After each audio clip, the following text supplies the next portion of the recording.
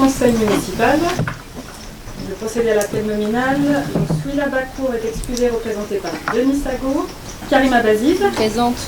Ami Belagoun. Présent. Linda Bentifrawin. Présente. Sébastien Braillard excusé, représenté par Manuela de Arrojo. Guillaume Charlemagne. Présent. Renaud Courtois. Présent. Manuela de Arrojo. Présente. Patrick Duboc. Présent. Julien Dugnol. Présent. Salomé Duval. Présente. Alain Evenot. Présent. Bernadette Gruel. Présent. Sébastien Garçon. Présent. Hélène Caffi. Présente.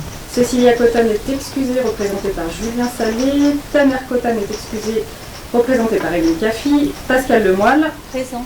Laurence Lefebvre. Présent. Julie Lesage présente. Hélène Pelly. Présent. Fabrice Raoul est excusé, représenté par Pascal Lemoyle. Marion Renaudard. Présente. Denis Sago. Présent. Julien Salé. Présent. Cathy Septi est excusée, représentée par Annie Belagoun. Cédric Stoclet. Présent. Frijo Tiercy. Présent. Patrick Béchambe. Présent. Je vous remercie. Alors, donc Sébastien Garçon a été désigné pour être secrétaire de séance. Merci Sébastien. Je vais donc procéder à l'adoption du procès verbal du 19 décembre 2023. Je vais donc vous inviter à voter sur ce PV.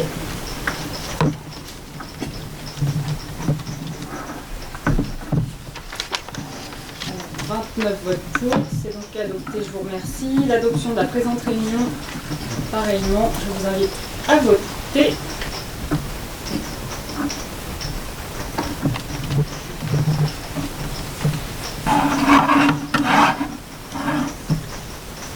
Il manque un vote. 29 votes pour, c'est donc adopté, je vous remercie. Alors, sur les remerciements, nous en avons reçu. Donc, nous avons reçu des remerciements des requins couronnés natation par la voix de. Pardon, excusez-moi, je recommence. Nous avons reçu des remerciements des requins couronnés natation par la voix de Frédéric Soudet, président, pour le versement du contrat d'objectif 2023-2025. Des remerciements également de la police nationale pour les places d'accueil mises à disposition cet été dans les structures de loisirs pour les enfants de fonctionnaires policiers qui ne seront pas autorisés à prendre des congés et pour lesquels une organisation familiale ne permettrait pas de trouver une solution d'accueil. Nous avons également des remerciements d'une habitante de Grande Couronne pour l'entretien du cimetière, une fois de plus, et pour notre agent, M. Delacour, ainsi que pour avoir réorganisé cette activité de propreté. Des remerciements également d'une autre habitante de Grande Couronne qui remercie l'équipe municipale ainsi que les agents de la ville pour l'élagage des arbres de la rue Jacques Anquetil, un travail qui était attendu par les riverains depuis de nombreuses années. Et puis des remerciements des parents d'élèves de l'école Buisson pour l'aide apportée dans le cadre des Nuits de la lecture qui ont été organisées à la fois dans l'école et à la bibliothèque. Donc un très bon moment partagé par les petits et par les grands. Mes chers collègues, donc plusieurs points d'information ce soir. Vous le savez certainement, il a été communiqué un souhait de la métropole Rouen-Normandie et du club de foot de QRM de développer un centre de formation sur le territoire de la métropole. Donc, des études environnementales sont en cours sur les terrains qui sont situés sur notre commune. Dans l'attente de ces études, donc pour le moment évidemment rien n'est engagé puisque de toute façon la ville n'est pas porteur du projet, mais si cela est faisable dans le respect de l'environnement, bien sûr, ce projet peut être une chance pour notre territoire puisqu'il s'inscrit d'autant plus dans l'intérêt métropolitain. Deuxième information, autre sujet donc suite à l'incendie Bolloré qui s'est déclaré il y a un an, j'ai provoqué en janvier dernier une réunion publique en présence des acteurs de l'incendie, principalement la société qui exploite le site, la préfecture, le SDIS, Atmo est présent, l'Agréal, beaucoup de participants pour présenter la suite de ce qui se passe sur le site depuis un an. Donc il y a eu beaucoup d'échanges lors de cette soirée, beaucoup de participants et surtout des réponses ont pu être apportées principalement par la préfecture et par le SDIS. Donc on est actuellement, sachez-le, sur un site qui est en cours de dépollution, suivi par les normes en vigueur par la préfecture, avec la phase qui suivra de reconstruction et à terme de stockage. Donc on aura bien tous été d'accord sur le fait qu'on ne voudrait pas de batterie au lithium sur le site. Donc je remercie très sincèrement une fois de plus les interlocuteurs de la société qui exploitent le site, avec qui nous avons de très nombreux échanges et qui sont réactifs à chaque fois que nous en avons besoin. Donc tout ça est un processus très long, la partie dépollution prend beaucoup de temps. La société est suivie par une société qui est spécialisée dans la dépollution. Et on a hâte en tout cas de revoir l'activité économique reprendre sur le site, comme on a hâte de la revoir également sur le site de Chapelle d'Arvé avec Fibre Excellence. Un autre événement, puisqu'on déplorait à nouveau un imprévu le 25 janvier 2024, comme quoi le mois de janvier n'était pas très favorable, avec un incendie au CTM sur un bâtiment municipal de stockage de matériel. Nous avons perdu une partie du bâtiment et un nombre important de matériel de propreté, dont la balayeuse, outil indispensable au travail des agents municipaux. Je remercie là encore une fois de plus les services de secours, les agents présents, leur mobilisation et l'organisation qui a été mise en place dans les jours suivants, enfin aussitôt dès le lendemain, qui a permis de redéployer l'activité très rapidement et de ne pas impacter la population sur cette activité. Je remercie également les élus des communes voisines, et au-delà d'ailleurs, pour les messages de soutien que nous avons reçus, des messages pour apporter leur aide dans ces moments difficiles. Oui, mes chers collègues, c'est vrai. Je peux prendre la parole, Madame le maire, s'il vous plaît. Bien sûr. Merci. Bonsoir à tous. Justement, Madame le maire, je voulais rebondir par rapport à vos remerciements. Il y a un temps pas si lointain où j'étais victime d'une agression verbale au sein de cette instance. Des explications, des excuses auraient suivi, et cela aurait dû rester un événement isolé, surtout de la part de membres de l'opposition qui n'ont sans cesse demandé du respect, de l'écoute, de la compréhension et de l'intention. Mais ce que vous demandez par vous-même, vous êtes incapable de l'offrir aux autres. Ce soir, je m'adresse plus particulièrement à M. Sago et M. Véchamp. Le 25 janvier dernier, vers 17 h, l'espace de stockage des véhicules du service propreté était en train de partir en flammes, avec les outils du quotidien des agents. Le 25 janvier, nous avons assisté, avec eux, impuissants à la destruction de leur outil de travail. Le 25 janvier, ils avaient les larmes aux yeux, et nous manquions de mots réconfortants pour leur permettre de surmonter cette épreuve. Encore une fois, le 25 janvier dernier, pourtant, vous n'avez pas apporté d'aide, alors que des habitants spontanément nous ont proposé la leur. Vous n'avez pas proposé de soutien, alors que spontanément, des élus d'autres communes nous l'ont apporté. Non, vous ne l'avez pas proposé. Le 25 janvier, vous êtes venus tous les deux sur place par curiosité, et vous avez tenu des propos et adopté une attitude moqueuse et dénigrante directement auprès des agents des services techniques présents ce soir-là. Agents forcément choqués, révoltés de vos propos et ricanements, en mal-être profond après cela et dans l'incompréhension de cette visite mal intentionnée. Personne ne comprend. Quel est le but recherché par ces mots déplacés? Détruire davantage?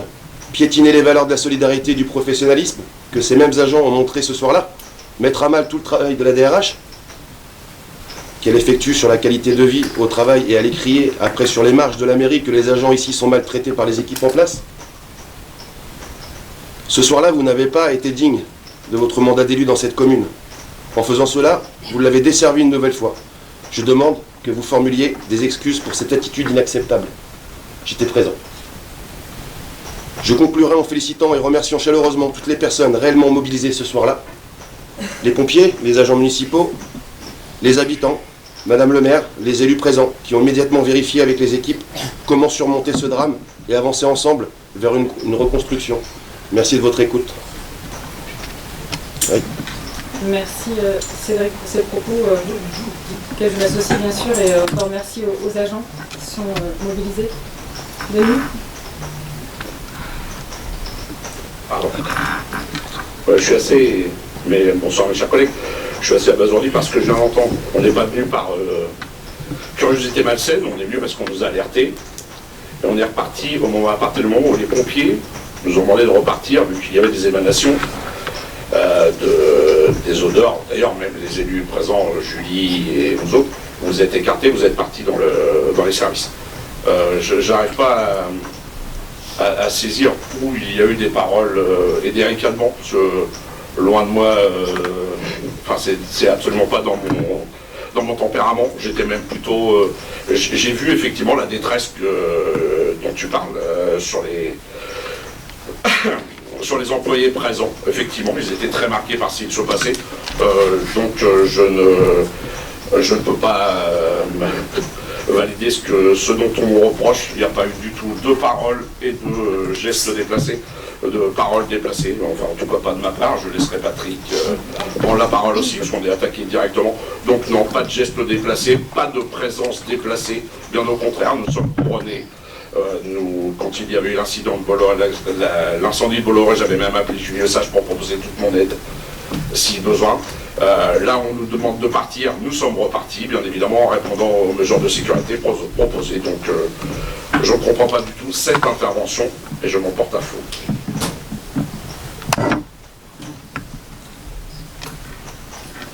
Les propos que je vous ai cités sont des propos que j'ai constatés et qui m'ont été répétés pendant 48 heures.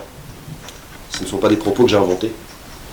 Maintenant, par respect pour les agents, je tairai leur nom, mais effectivement, on est venu me rencontrer. Donc ça veut dire que les agents sont des menteurs. J'en arrêterai. Merci. Je me permets, Madame le maire, de reprendre la parole. Et ces propos, si vous ne voulez pas donner le nom des agents, je comprends bien évidemment, mais j'aimerais connaître les propos, s'il vous plaît. Parce que l'attaque est assez violente, donc j'aimerais vraiment besoin d'entendre cela. Merci. En vous apportant certains propos, il va sans dire que je vais forcément être amené à identifier certains agents. Donc j'ai pas envie de les tenir ce soir sur cette instance. Bien sûr. Il y a peut-être un propos qui a été dit, votre super bâtiment tout neuf, avec un ricanement. Voilà, ça je vous en cite un comme ça, voilà. Merci Cédric, en tout cas si ça fait rire, nous ça ne fait absolument pas du rire. tout. Non mais c'est les propos qui font rire, on n'a jamais dit ça, on n'a jamais rien dit. Donc, À un moment, il faut savoir ce qu'on dit. l'agence c'est des menteurs. En plus on était à la nuit. Non. En tout cas, ce qui est à rappeler, c'est que dans ces moments difficiles, un esprit de solidarité est essentiel et effectivement, il y a une vraie détresse des agents qui a été palpable le soir même et les jours qui ont précédé. Et encore aujourd'hui, ils font un travail énorme pour pallier à ça, pour pallier la difficulté et le manque de matériel. Donc vraiment, je tiens à souligner le travail qu'ils ont fait ce soir-là. Ils sont restés sur place, ils sont restés longtemps et je tiens vraiment à le saluer parce que j'avais l'occasion de le dire au moment des vœux, mais on parle toujours du service public, de l'intérêt général, des missions de service public, et c'est dans ces cas-là qu'elles ressortent. Donc voilà, c'était important de le souligner, et en tout cas merci de l'avoir rappelé pour nos agents, et on leur souhaite encore beaucoup de courage parce que tout ça n'est pas fini. Enfin, on parle des agents des services techniques, mais il y a aussi tout le travail des assurances qui est en cours derrière. Donc voilà, beaucoup de travail pour tout le monde, et ça c'est important de le souligner. Et bien, mes chers collègues, je vous propose donc de dérouler l'ordre du jour. Nous avons 2 délibérations ce soir à l'ordre du jour. Je vous commence d'inverser en fait les points à l'ordre du jour et de commencer par l'évolution du plan pluriannuel d'investissement. Je passe la parole à Guillaume Charlemagne. Merci, bonsoir. Merci, bonsoir à toutes et à tous. En effet, cette délibération concerne l'évolution du plan pluriannuel d'investissement de la ville de Grand-Couronne. Cette gestion pluriannuelle de l'investissement représente un outil de pilotage financier et politique qui dresse la liste de l'ensemble des projets programmés par la majorité municipale pour la ville et des financements qui leur sont théoriquement attribués chaque année sur 6 ans. Évolutif, il doit être actualisé et ajusté selon les progressions de l'environnement économique, technique et juridique annuellement. Il s'agit donc d'un support de gestion financière programmatique sur la durée du mandat, d'une feuille de route à destination de tous les habitants comprenant les opérations et leur phasage dans le temps. L'ensemble est élaboré dans un souci de bonne gestion, de transparence et de sincérité et contient les projets phares de l'équipe municipale en place ainsi qu'une enveloppe globale destinée à la conservation du patrimoine et au renouvellement de biens d'équipement. Dans le contexte local de l'année en cours, de nombreux bouleversements doivent être pris en compte et plus spécifiquement les travaux d'urgence de la piscine et les impacts de l'incendie d'un bâtiment au centre technique municipal. La perspective générale reste axée sur l'intérêt direct à la population des investissements projetés et la priorité reste donnée à la rénovation énergétique et la sauvegarde du patrimoine communal à l'état généralement inquiétant.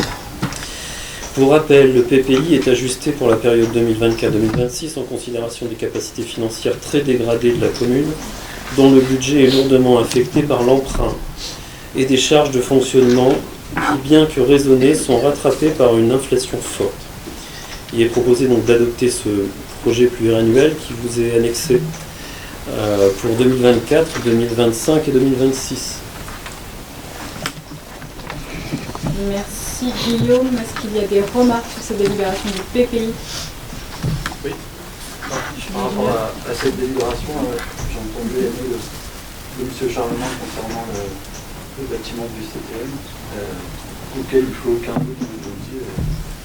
On passe aussi à la tristesse de tous les agents de voir leur outil de travail partir en fumée, à la tristesse de tous les élus que nous sommes, de voir notre patrimoine communal partir en fumée, et à la peur de tous les habitants, parce que l'incendie de Bolloré et l'incendie qui a eu auparavant sur le port autonome a laissé des traces, et dans la population aujourd'hui, force est de constater qu'il y a quand même cette frayeur aujourd'hui dès qu'il y a un incendie. Donc, il ne faut aucun doute qu'on s'associe à ça, et en tout cas, s'il fallait le préciser, je tiens à vous le redire officiellement ce soir. Par rapport à ces travaux, justement, dans le PPI, je ne les vois pas, et de la même manière, je vois qu'on recommande une balayeuse pour 2024, il n'y a pas de problème là-dessus, mais la recette qui est en face me paraît faible. Et la question, c'était, est-ce que les recettes qui sont en face sont hors assurance ou assurance comprise, et par rapport au CTM, comment sommes-nous assurés, et quelles sont les conditions dans lesquelles le bâtiment pourrait ou doit être reconstruit, et avec quels moyens? Alors concernant cette question, ce qui est évoqué dans le plan pluriannuel, c'est hors assurance. Et on n'a pas donc les moyens actuellement de rénover, vous vous doutez bien, je pense, l'intégralité des dégâts. Et donc on va devoir procéder à différentes manières de stocker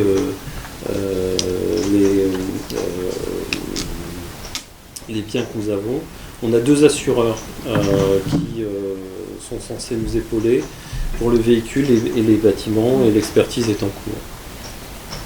Et forcément, sur la question des expertises et des assurances, ça prend du temps, parce que là on a 2 assureurs différents, donc on laisse imaginer, voilà, c'est pas la guerre, mais en tout cas le travail qui va se mener entre eux, donc on est sur du temps très long en tout cas. En sortant totalement du cadre du conseil, et je sais de la même manière qu'on aura l'occasion de se voir dans quelques jours sur une autre fonction. La société que je représente au quotidien dispose d'un bâtiment en dessin sur lequel on va prochainement lâcher le bail, si vous le souhaitez, une grande capacité de stockage et de hangar. Je peux vous mettre en contact avec le propriétaire qui sera peut-être ravi d'aider la commune de prendre une capacité de stockage immédiate dès le 1er juillet.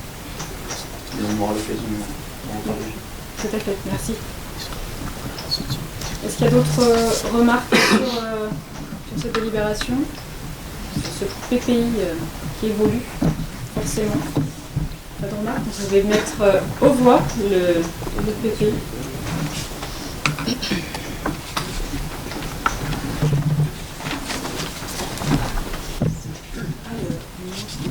Alors, 22 pour, 7 contre, c'est donc adopté, je vous remercie. On passe maintenant au rapport d'orientation budgétaire, avec le débat qui s'ensuit. Merci. Le débat d'orientation budgétaire est obligatoire dans les communes de plus de 3500 habitants et plus, s'il doit avoir lieu dans les 10 semaines qui précèdent l'examen du budget par l'Assemblée délibérante. Ce débat d'orientation budgétaire doit faire l'objet d'un rapport. Donc on souhaitait tout d'abord vous exposer la conjoncture économique, comme les années précédentes, vers une stabilisation de l'inflation européenne, Le taux d'inflation annuel de la zone euro s'est établi à 2,9% en décembre 2023 contre 2,4% en novembre. Un an plus tôt, le taux était à 9,2%. Dans l'Union européenne, l'inflation annuelle était de 3,4% en décembre 2023 contre 3,1% en novembre. Un an plus tôt, le taux était de 10,4%. En décembre, la plus forte contribution au taux d'inflation annuel de la zone euro est venue des services, plus 1,74 points de pourcentage, suivi de l'alimentation, de l'alcool et du tabac, des biens industriels non énergétiques et de l'énergie. Cette nouvelle hausse s'explique uniquement par un moindre flux des prix de l'énergie en décembre. Ils ont reculé de 6,7% par rapport au même mois de l'an passé, mais en novembre, cette baisse avait atteint 11,5%. Il y a également une hausse des prix de l'alimentation, y compris l'alcool et le tabac, qui s'est infléchie à 6,1% en décembre, après 6,9% le mois précédent. Quant à la hausse des tarifs des services, elle est maintenue à 4% sur un an. En décembre, celle des biens industriels a reculé à 2,5%, soit 0,4 points de moins que le mois précédent. La fin d'année 2023 a été difficile avec une reprise de croissance fragile qui se profile, non seulement par les prévisions de croissance de l'économie française qui ne cessent d'être revues à la baisse, aussi par des pays qui ont enregistré un troisième trimestre 2023 négatif. Le PIB devrait progresser de 0,1% positif entre octobre et décembre selon la Banque de France, qui précise toutefois que ces projections s'inscrivent dans un contexte géopolitique hautement incertain. Également le taux de chômage qui augmenterait en passant de 7,3% en 2023 à 7,8% en 2025, il repartira à la baisse en 2026. Également une reprise de l'inflation en fin d'année, mais qui devrait baisser en 2024. En décembre, la hausse des prix en France a légèrement accéléré à 3,7% sur un an, après 3,5% en novembre. Cette remontée s'explique aussi par l'accélération de la hausse des prix de l'énergie et des services. Pour 2024, les économistes tablent sur une poursuite du ralentissement de l'inflation, même s'ils ne sont pas d'accord sur la temporalité de celle-ci. L'inflation alimentaire, elle, devrait poursuivre son reflux. Elle pourrait tomber à 1,9% sur un an à la fin juin. Et sauf étonnement, l'inflation en 2024 devrait en principe être soutenue par les prix des services. Concernant l'électricité, la demande mondiale d'électricité a augmenté de 2,2% en 2023, soit moins que la croissance de 2,4% observée. Pour le pétrole, c'est surtout le bon de production d'hydrocarbures aux États-Unis, faisant de l'Amérique du Nord le premier producteur de pétrole au monde, qui bouleverse les cartes du marché pétrolier. Pour le gaz naturel, à la suite de chocs de l'offre de gaz en 2022, les marchés du gaz naturel ont évolué vers un rééquilibrage progressif en 2023 grâce à des mesures politiques opportunes, à des forces de marché efficaces et à des conditions météorologiques favorables. Et enfin, pour les données alimentaires, l'indice des prix des denrées alimentaires de base calculé par l'Organisation des Nations Unies pour l'alimentation et l'agriculture est en baisse de 15,4% sur l'année pour les céréales, reflétant des marchés mondiaux bien approvisionnés et contrastant avec la flambée des prix de 2022 liée à la guerre en Ukraine.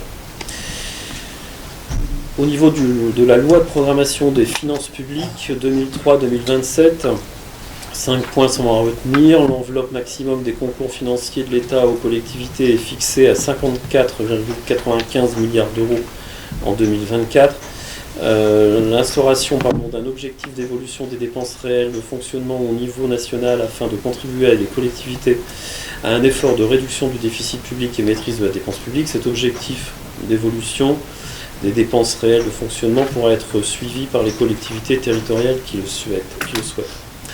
Ensuite, considéré comme un pacte de défiance, les associations représentatives des collectivités locales, le pacte de confiance proposé en 2022 a finalement été supprimé de cette loi. Le mécanisme de sanction initialement prévu a été jugé trop contraignant et comparé à une mise sous tutelle des collectivités. Des concours financiers de l'État aux collectivités revalorisés chaque année et des mesures exceptionnelles qui ont été importantes en 2023. Et enfin, l'instauration d'un objectif non contraignant d'évolution des dépenses réelles de fonctionnement au niveau national, fixé à plus 4,8% en 2023 et à plus 2% en 2024.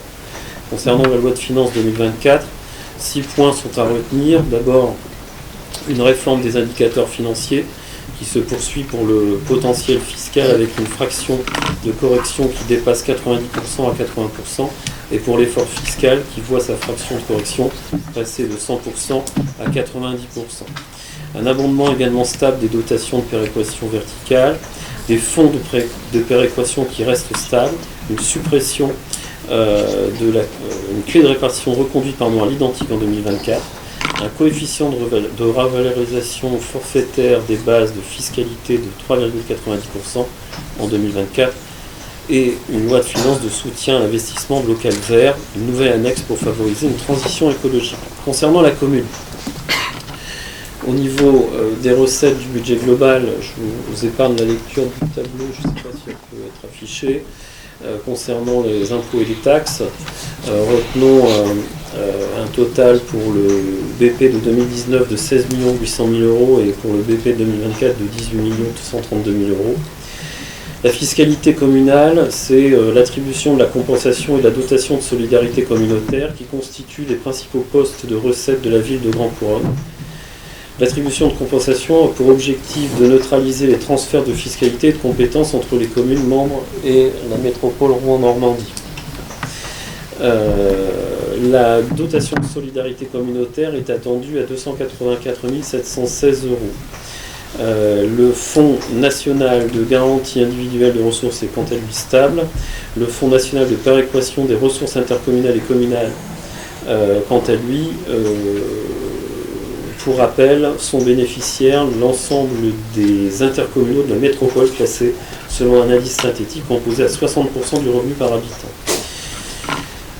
Je vous épargne également la lecture du graphique qui vous a été envoyé et pour lequel je ne l'ai pas imprimé en couleur, donc je vais avoir un peu de difficulté à vous le commenter. En l'absence d'action sur ces taux concernant la contribution directe, les bases évolueront sous l'effet notamment du coefficient de valorisation forfaitaire. Depuis 2021, les communes ne perçoivent plus de taxes d'habitation que sur les résidences secondaires. Les fortes évolutions sur ces taxes de résidence secondaire en 2023, plus 112,7%, sont liées à la mise en place du service numérique et donc une hypothèse d'évolution prudente est retenue en 2024 en raison d'une réévaluation de la base qui risque d'intervenir suite à cette mise en place. Pour les recettes issues de la métropole Rouen-Normandie, en 2023, la ville a perçu de la métropole une somme de 8 243 895 euros pour l'attribution de la compensation expliquée tout à l'heure et 284 716 euros dans le cadre de la dotation de solidarité communautaire. À cette somme s'ajoute l'aide à l'enseignement artistique. Le fonds de concours de fonctionnement pour la piscine est identique, soit 100 000 euros. Concernant les produits d'exploitation, la délibération tarifaire votée en septembre dernier applique une augmentation de 2% sur les prestations proposées. L'exercice 2024 ne tient plus compte des refacturations du personnel du budget transport depuis cette année suite à l'intégration de celle-ci au budget principal, ni à celle de l'électricité, de l'épicerie sociale et de la résidence autonomie Génie-Coteau. Les dépenses réelles de fonctionnement en 2024 évoluent de plus 3% par rapport au réalisé 2023. Les recettes réelles de fonctionnement sont en légère hausse par rapport au réalisé 2023. Même si les intérêts de la dette diminuent, le remboursement en capital creuse notre épargne nette. Concernant l'évolution des dépenses de personnel, le budget consacré par une collectivité à son personnel constitue un enjeu financier stratégique et majeur, eu égard à la place qu'occupe ce budget dans les dépenses de fonctionnement des collectivités.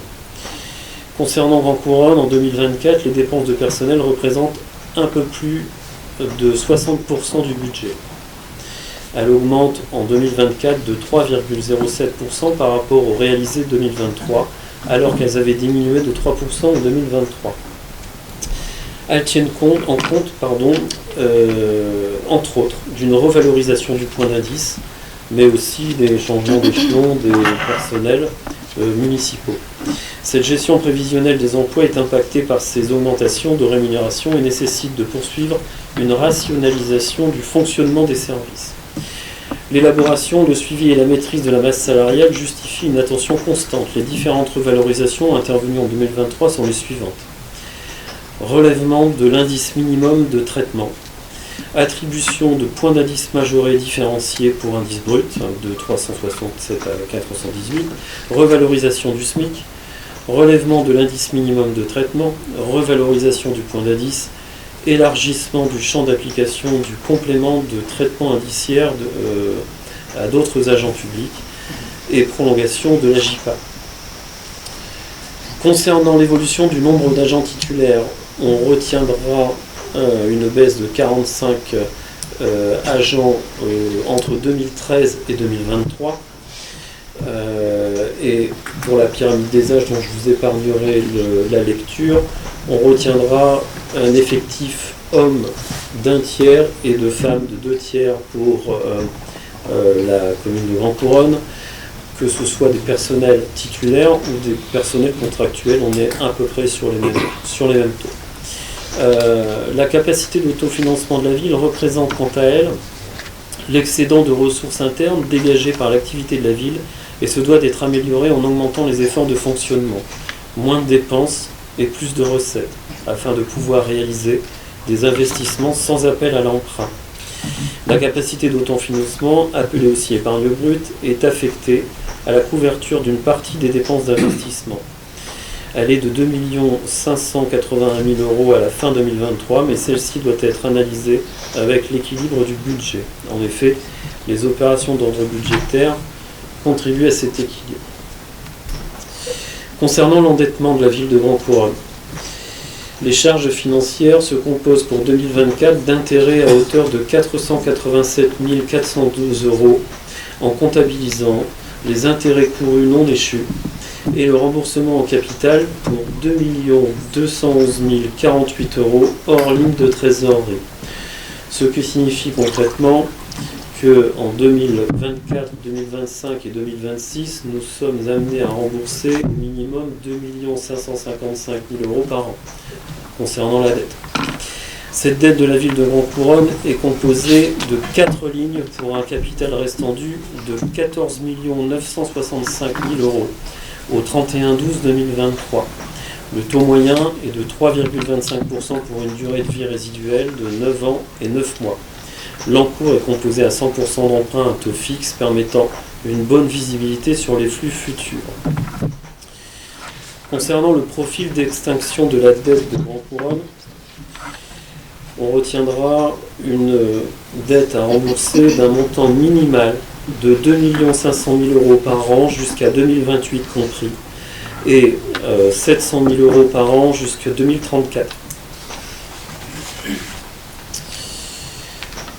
Pour les orientations budgétaires de la commune, les missions obligatoires de la collectivité, quels que soient les moyens, nous sommes amenés à rendre les services suivants: éducation, équipement, entretien et rénovation des écoles, administration générale, état civil, titres sécurisés, recensement militaire, élections, domaine funéraire, cérémonie patriotique, urbanisme, actes et autorisations liés au droit des sols, prévention et gestion des risques, la réserve communale, entretien du patrimoine, bâti communal, espace public à entretenir, tranquillité, sécurité et salubrité publique, aide sociale via le CCAS et demande de logements sociaux enregistrés.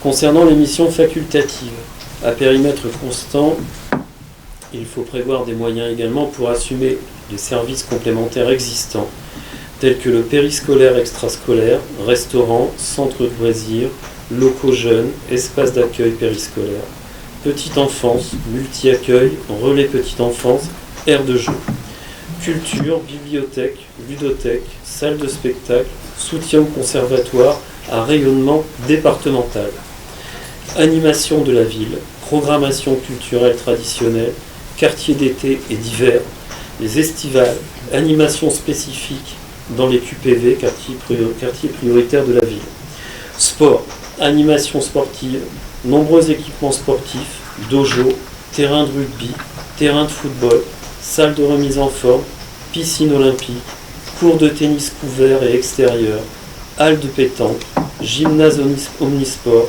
salle polyvalente, city-stade, anneaux cyclistes, skatepark, pas de tir à l'arc, pump track, mobile ludique, terrain extérieur d'activités sportives. Également les communications institutionnelles, magazines municipaux, sites internet et réseaux sociaux, imprimés et flyers, campagnes grand format. Et enfin, la citoyenneté et la vie associative, subventions aux associations, forum des associations, accompagnement et aide pour les rendez-vous et manifestations associatives, soutien actif au jumelage avec les 2 villes allemandes, soutien financier aux échanges scolaires, organisation de manifestations à but civique auprès de la population. Les objectifs visant à contenir les évolutions subies des dépenses en fonctionnement.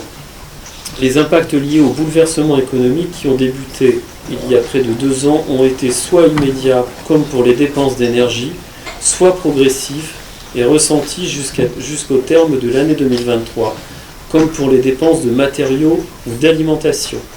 Ces ajustements et correctifs sont différés, parfois rétroactifs, et imposés par des prestataires économiques dans tous les domaines pour les motifs tirés du contexte international et des contraintes d'approvisionnement direct ou indirect.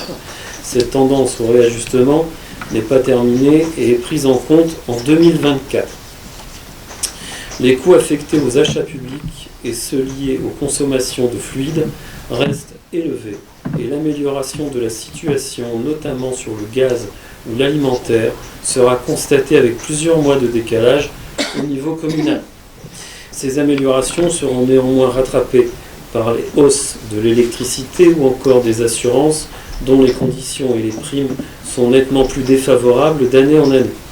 Situation partagée par d'autres collectivités et ayant entraîné une sollicitation parlementaire par les élus de la commune de Grand-Couronne. Des marchés en cours de renouvellement ou récemment renouvelés seront également réalisés à date anniversaire pour permettre de remettre en concurrence des prestations à des coûts compatibles avec la réalité économique plus favorable. Avec un effectif pourtant maîtrisé en considération des règles statutaires applicables, les charges des personnels poursuivent une évolution significative due à la revalorisation régulière du point d'indice, la refonte des grilles de carrière, des augmentations de cotisations, le rallongement de délais de traitement de situation avec revenu de remplacement nécessitant de recourir à des recrutements en renfort.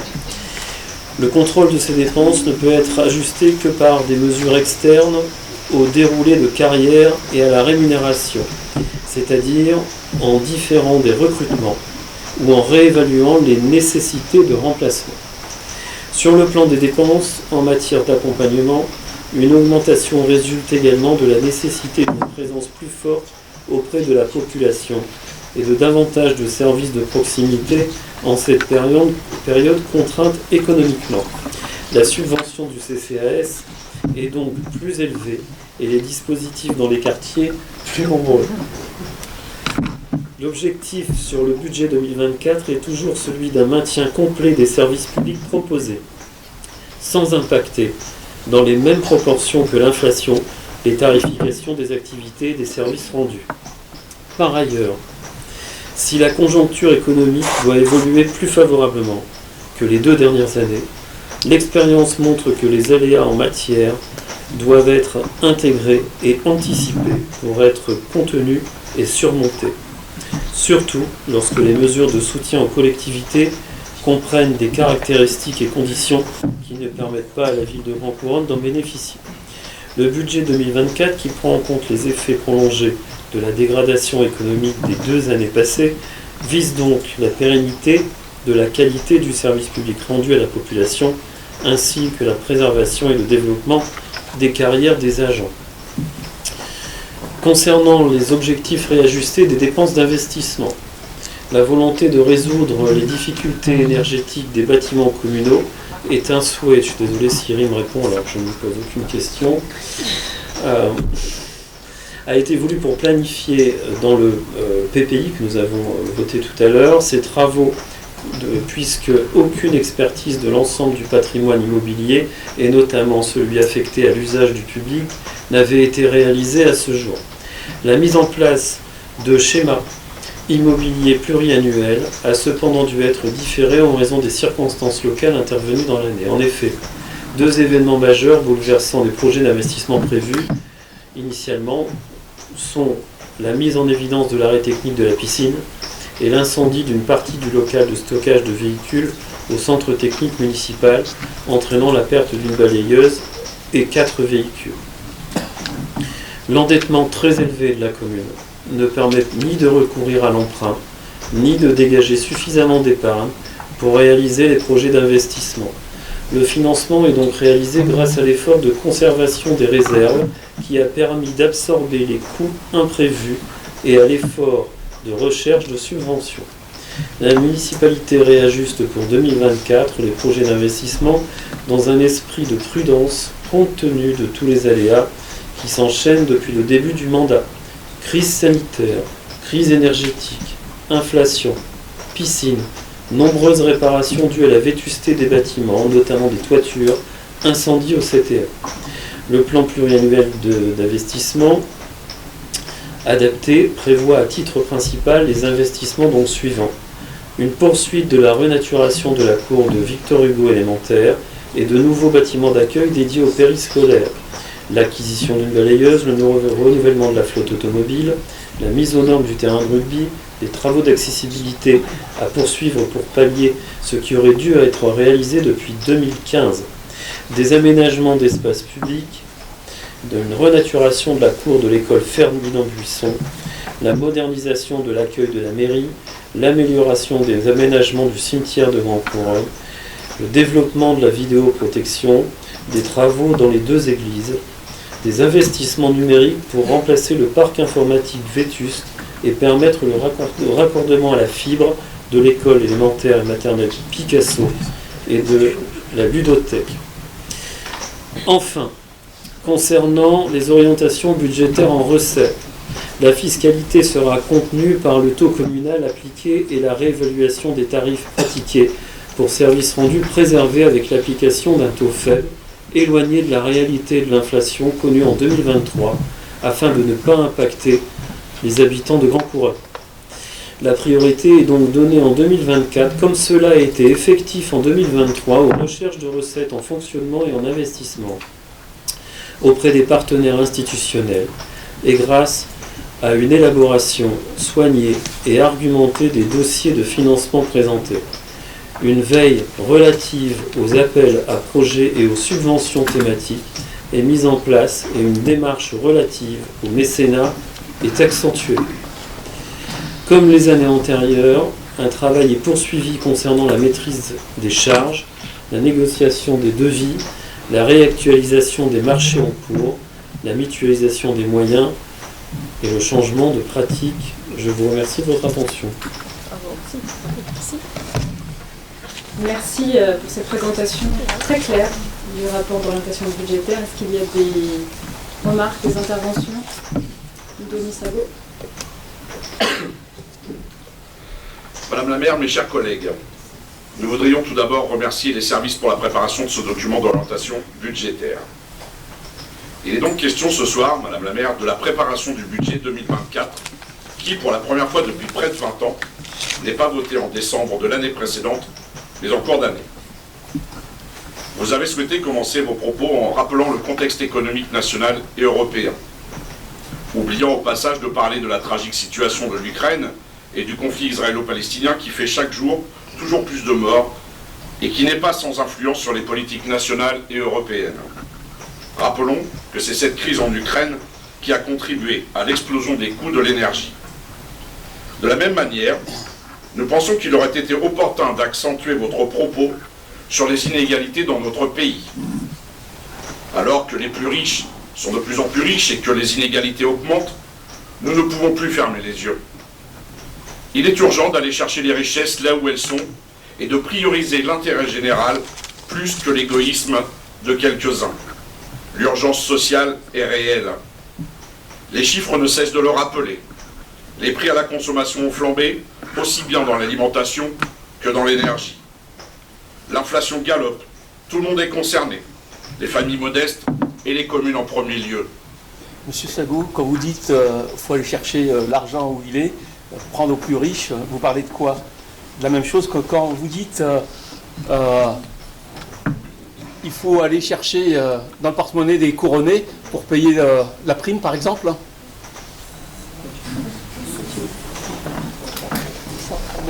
L'inflation galope, tout le monde est concerné, les familles modestes et les communes en premier lieu. J'en reviens sur mes propos.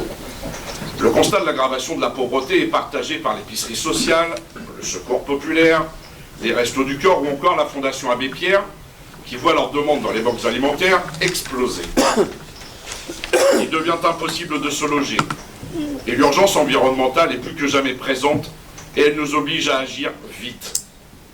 Pour cela, il n'y a qu'un moyen d'intervention à notre disposition en tant que collectivité, c'est de renforcer notre service public local. Le cœur du débat est donc la question de la répartition des richesses, de la justice sociale et du rôle des services publics pour permettre à chacun d'avoir accès à des droits élémentaires. Se loger, se nourrir, accéder à une éducation de qualité, se déplacer, se cultiver, faire du sport, etc. En résumé, vivre dignement. Pour cela, nous avons besoin de plus de services publics. Or, depuis des années, les gouvernements de Sarkozy, Hollande et Macron qui se sont succédés ont supprimé l'autonomie financière des collectivités. Suppression de la taxe professionnelle, de la CVAE, de la taxe d'habitation, transfert de charges vers les communes, etc. Rappelons que notre commune doit vivre sans la DGF, retirée par Hollande et privant ainsi la ville d'une recette importante de près de 1 million d'euros chaque année. Cette politique d'étranglement des collectivités est une stratégie assumée du gouvernement actuel qu'il nous faut collectivement dénoncer, bien plus fort que ce que vous venez de faire. Disons-le. Stop, monsieur Sago, ramenez au niveau de la commune, vous voulez en venir où là? C'est un petit peu usant d'être coupé sans arrêt. Oui, mais là vous êtes en train de faire un monologue. La parole, c'est pas très poli.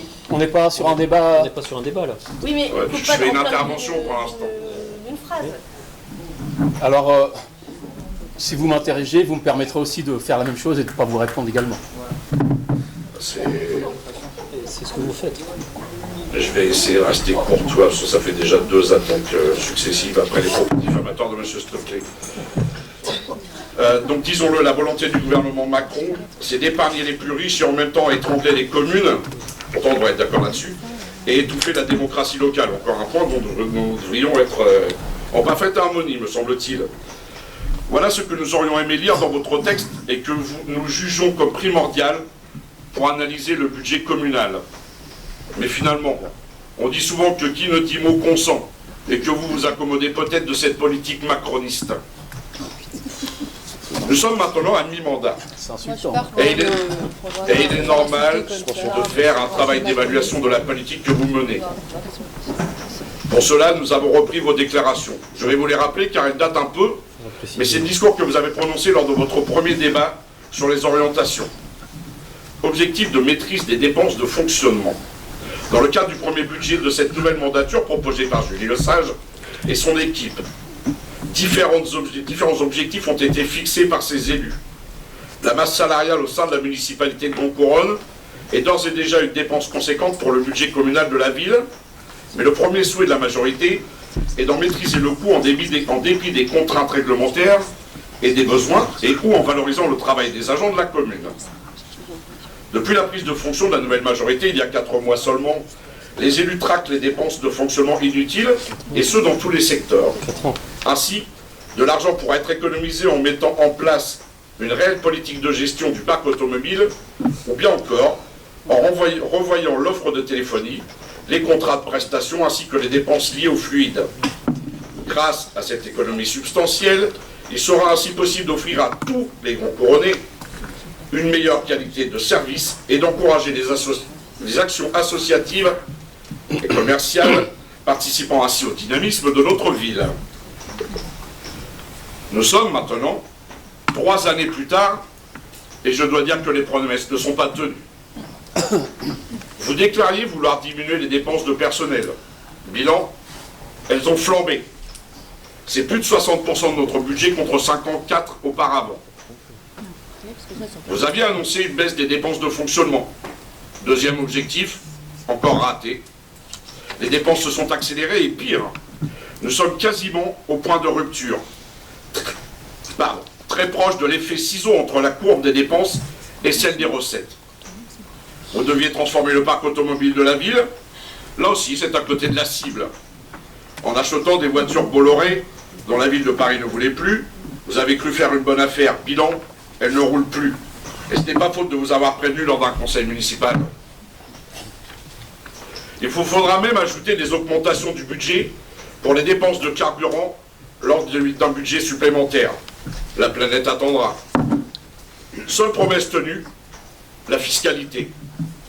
Elle n'a pas augmenté, enfin comme elle n'a pas augmenté depuis près de 15 ans, à condition de parler de fiscalité directe, car sinon, vous avez augmenté chaque année les tarifs même en plein Covid.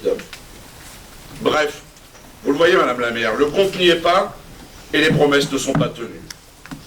Vous le reconnaissez d'ailleurs dans votre document, puisque vous définissez un nouvel objectif pour contenir les dépenses de fonctionnement en expliquant, et je schématise à peine, que ce n'est pas votre faute, mais de celle des fournisseurs. Sur les dépenses du personnel, idem, vous indiquez que les dépenses dans le domaine poursuivent une augmentation significative, après nous avoir expliqué depuis 2020 que vous alliez tout contenir et diminuer. Malheureusement, rien n'est surprenant. En 2020, nous vous alertions sur le fait que rien n'allait dans ce sens et que cela était purement impossible à tenir dans le contexte de l'époque. Concernant la section d'investissement, aucune orientation d'investissement ne permet des économies dans le fonctionnement de la collectivité. Création d'issues de secours, remplacement d'adoucisseurs, installation de signalétique, aménagement de bureaux. Voici une partie de la liste des investissements qui sont indiqués dans votre document. En 2023, vous aviez promis un diagnostic complet sur les bâtiments et la mise en place d'un plan d'investissement. Là encore, la promesse n'est pas tenue. La faute à un incendie arrivé en début d'année dans les locaux du CTM. L'étude était prévue en 2023 et vous expliquez que c'est l'incendie de 2024 qui en a empêché l'étude. Il aurait pourtant déjà dû être finalisé depuis l'été 2023. Allez, c'est promis. Cette fois, c'est certain, ce sera en 2024. Nous aurons peut-être, après 4 ans de mandat, un véritable plan visant à la réduction de notre empreinte écologique dans une stratégie bas carbone. La vérité, Madame le maire, c'est que rien n'est sérieux dans ce document. Vous naviguez à vue et vous avez totalement perdu le cap. Quand vous dites blanc, c'est noir. Et quand vous dites noir, c'est blanc. Il est temps d'arrêter vos incantations. Enfin, et je conclurai sur ce point, lorsque votre équipe est arrivée aux manettes de la collectivité, la CAF, ou l'épargne brute de la ville, c'est-à-dire notre capacité à investir, était de 3,4 millions en 2020. Elle n'est plus que de 2,5 millions en 2024. C'est quasiment 1 million de moins. Signe, sans doute, de votre bonne gestion.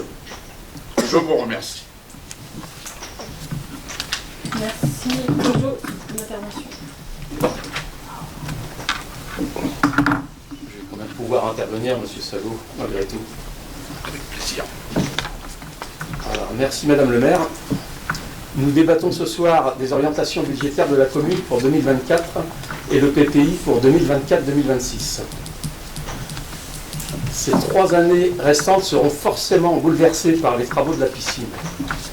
Pour soutenir le coût des travaux qui ont lieu depuis la fermeture technique de décembre 2022, c'est près d'1 million d'euros épargnés qui sera finalement pris dans les réserves destinées à financer d'autres projets de notre groupe. Quand on ne peut plus emprunter, que l'épargne nette ne suffit plus à financer les projets, il n'y a pas de miracle pour avancer. Il faut puiser dans ces fameuses réserves que certains ici nous reprochent de constituer, alors qu'ils savent bien que c'est l'héritage de l'ancienne municipalité qui nous y oblige. Mais le plus fort, c'est ceux qui critiquent sont les mêmes que ceux qui ont laissé se dégrader les bâtiments communaux. Ceux qui nous ont légué tellement de recettes en 2020 m'expliquent qu'ils n'avaient pas de moyens de faire les travaux de la même année ou les précédentes. Quand on ne veut pas, tous les arguments sont bons. Le vôtre, c'est de dire que M. Frot, entre 89 et 95, serait la cause de nos malheurs d'aujourd'hui, alors que la piscine existait déjà avant lui. Il faut quand même sérieusement manquer d'arguments quand on se reporte à des choix d'il y a 30 ans, mais ce n'est pas lui qui a laissé pourrir cette situation et souscrit un emprunt toxique. Et puis franchement, l'enfant de 8 ans qui se présente à son cours de natation se fiche de savoir pour quelle tendance politique la piscine a été construite, couverte ou étendue. Il aime et espère y retrouver et y retourner. Cela compte pour nous, mais ne compte pas pour vous. Vous avez parlé de 3 millions de travaux sans expliquer de quoi il s'agit. Vous pleurnichez de ne pas avoir eu les moyens. Les moyens, on se les donne. Vous faites signe de la tête, mais reprenez les PV des conseils précédents et vous verrez que tout ce qui est dit là ne peut être contredit. Et la vérité, c'est que même si vous dites que personne ne veut la fermeture du conservatoire ou de la piscine, vous pensez le contraire et vous avez fait le contraire. L'honneur de notre mandat, c'est d'avancer et de permettre qu'un service comme celui de la piscine soit maintenu pour nos habitants. Nous avons pris un peu de hauteur et les pannes supplémentaires de 2,5 millions d'euros constitués depuis 2020 pour financer nos projets et que vous nous reprochez aura été amputé d'1 million pour sauver cette piscine. Mais vous ne savez pas ce que cela signifie de faire de l'investissement quand l'emprunt est devenu impossible. Eh bien nous, si, nous savons. Cette piscine, vous n'aviez pas l'intention de la rénover. Vous avez rêvé d'un transfert de compétences vers la métropole pour lequel vous avez échoué. Et ensuite, puisqu'elle est définitivement communale, cette piscine, quelles étaient vos intentions? Vous ne vouliez pas la rénover, même après cet éloquent diagnostic sur les bâtiments que vous avez vous-même demandé et que vous avez ensuite négligé. L'hypocrisie vous cerne. Monsieur Sago, en mars 2020, disait regretter que les travaux de la piscine prévus initialement en 2025 interviennent aussi tard, alors que cet équipement souffre de plusieurs pathologies qui risquent de s'aggraver dans les mois et les années qui viennent. Et quand M. Dignol, 6 mois avant la fermeture de la piscine, indique qu'il y a 1 million d'imprévus, c'est plus qu'un imprévu pour le coup, c'est légal, mais pas forcément très sincère, et bien pour le coup, quel manque de flair. Cette piscine, on vous a projeté des photos au précédent conseil pour que vous preniez la gravité de la situation. Fabrice vous a invité à venir voir. Eh bien, personne n'est venu. Pas même M. Sago ou M. Véchambre qui siège à la commission sport. C'est dire si vous vous en fichez. Démonstration est faite de ce qui compte pour les habitants ne vous intéresse pas. Et vous, Madame Lefebvre, qui avez ironisé en prétendant que la fermeture était faite pour obtenir des économies de chauffage. D'après vous, sur cette période, combien avons-nous gagné? Combien? Et ce n'est pas en allant regarder les comptes de Grand-Quevilly que vous saurez, mais en vous intéressant vraiment à cette ville. Reprenez le PV si la mémoire vous échappe. Pour conclure, j'ai le plaisir de vous indiquer que les travaux touchent à leur fin et permettront une réouverture prochaine, même si nous sommes devenus prudents. Je vous en remercie. Merci, Claudio. Ouais, je voudrais intervenir juste, s'il vous plaît. Oui, la prise de chambre. Alors, vous annoncez qu'on n'est jamais été à la piscine. Renseignez-vous bien, parce que moi-même, j'y ai été au moins 3 fois, et nous y avons été ensemble avec M. Sago au moins 2 fois. Donc c'est sûr, vous n'étiez peut-être pas au courant, mais nous y avons été. Alors ne dites pas des choses qui ne sont pas vraies, s'il vous plaît. Vous n'avez pas répondu à l'invitation. Pardon ? Vous n'avez pas répondu à l'invitation. Quelle invitation? Dites-moi quand vous m'avez envoyé une invitation. J'ai jamais reçu d'invitation. Monsieur Et Raoult a même fait sans, officiellement, même monsieur sans Méchant. invitation, on y a été quand même. Très bien, merci. Moi, j'ai pas la parole, Je sais pas comment. Alors, j'ai Karima et Pascal. Moi, je t'en prie, Pascal, je passerai. Pascal et Karima ensuite. Alors, le CCAS observe une fragilisation des publics accueillis dans nos services et les personnes accompagnées subissent les crises successives, comme a pu le dire Guillaume Charlemagne antérieurement, par rapport à l'alimentation, la hausse de l'énergie, le mal logement, etc.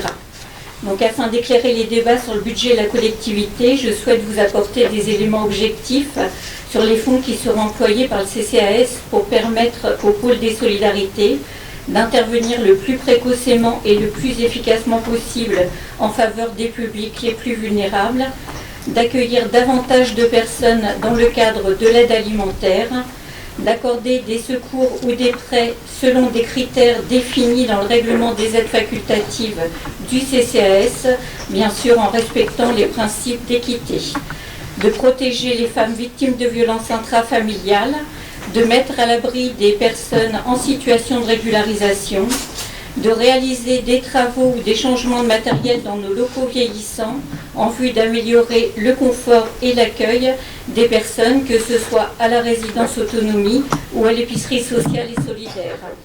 Cela permettra également de faciliter et favoriser le partenariat avec les acteurs locaux pour mieux accompagner les familles et les autres personnes autour de différents projets d'insertion. De proposer de façon intergénérationnelle des activités, des animations, des sorties culturelles, sportives ou de loisirs en transversalité avec les autres services de la ville et de proposer des animations collectives qui favorisent le bien-être, une meilleure estime de soi pour aider les personnes à s'épanouir en devenant autonomes et actrices de leur changement. Ce budget tient compte également des augmentations des charges des personnels conformes à la législation en vigueur et des augmentations des dépenses courantes de fonctionnement qu'on subit par rapport au fluide, l'augmentation des coûts de l'assurance, de la restauration, etc. Merci. Merci Karima. Merci. Bonsoir. Au-delà du caractère légal de présenter ce débat d'orientation budgétaire, nous sommes fiers de communiquer sur les projets, les évolutions, les investissements. Cette année, nous poursuivons la mise en place d'un fonctionnement le plus efficace possible de l'ensemble de nos structures scolaires, périscolaires et extrascolaires. Nous nous appliquons à répondre à un ensemble d'attentes qui facilitent le quotidien dans nos écoles, notamment le matériel informatique, équipement de restauration, dédoublement de classes, actions diverses de soutien.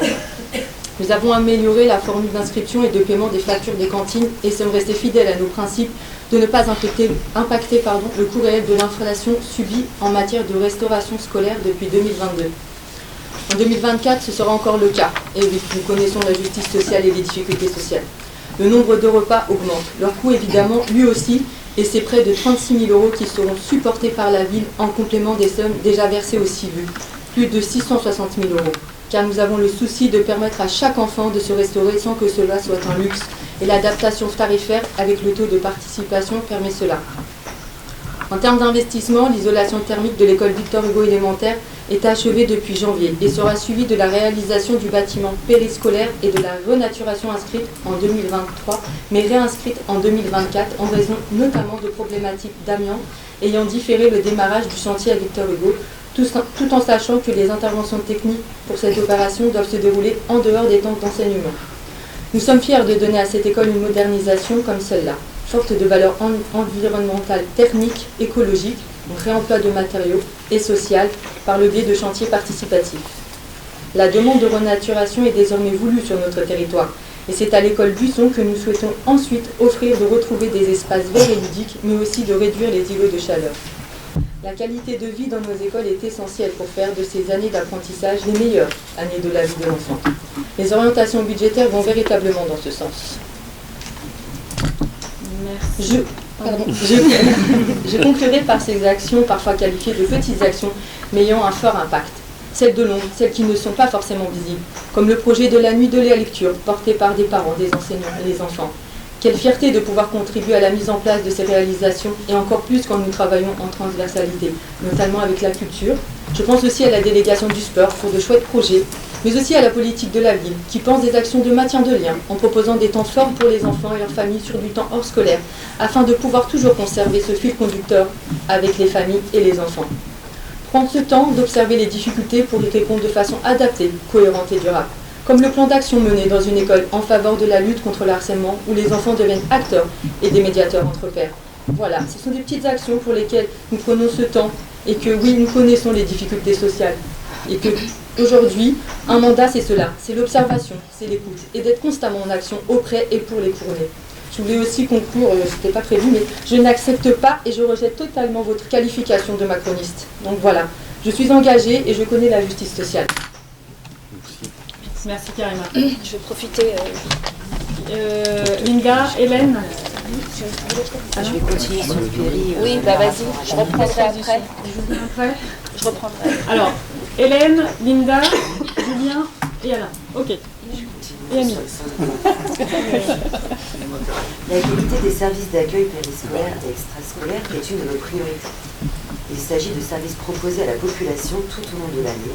C'est avec fierté que nous allons en 2024 donner une impulsion complémentaire au développement des compétences de nos animateurs. Après avoir sécurisé leur emploi, avoir permis la formation diplômante avec les BAFA, les BAFD et les BPGEPS, après avoir positionné des agents responsables des équipes sur chaque structure et les avoir dotés de matériel permettant d'accomplir leur travail dans de bonnes conditions, cette année, nous permettrons à ces animateurs d'être formés sur les animations à dominante environnementale et écologique. Les enfants bénéficieront ainsi, sur le temps d'accueil, de nombreuses activités de découverte de la nature, de la culture et du réemploi. Au niveau du service extrascolaire, la qualité de ces activités sera renforcée également par le renouvellement de mobilier dans ces structures, centres de loisirs, de cas jeunes et d'embellissement des locaux. Ces améliorations s'ajoutent à l'extension déjà en place depuis 2 ans des capacités d'accueil du centre de loisirs reportées sur l'école Pierre Brossolette, ce qui permet à chaque famille sans sélection de pouvoir y inscrire ses enfants, sans qu'on ne refuse d'enfants de moins de 6 ans. Enfin, nous mettrons l'accent aussi cette année sur la volonté de la commission jumelage de VEPTEN, qui s'est exprimée à l'automne dernier, de permettre que la richesse de ce jumelage soit accessible aux enfants de Grand Couronne par l'effet de séjour d'été.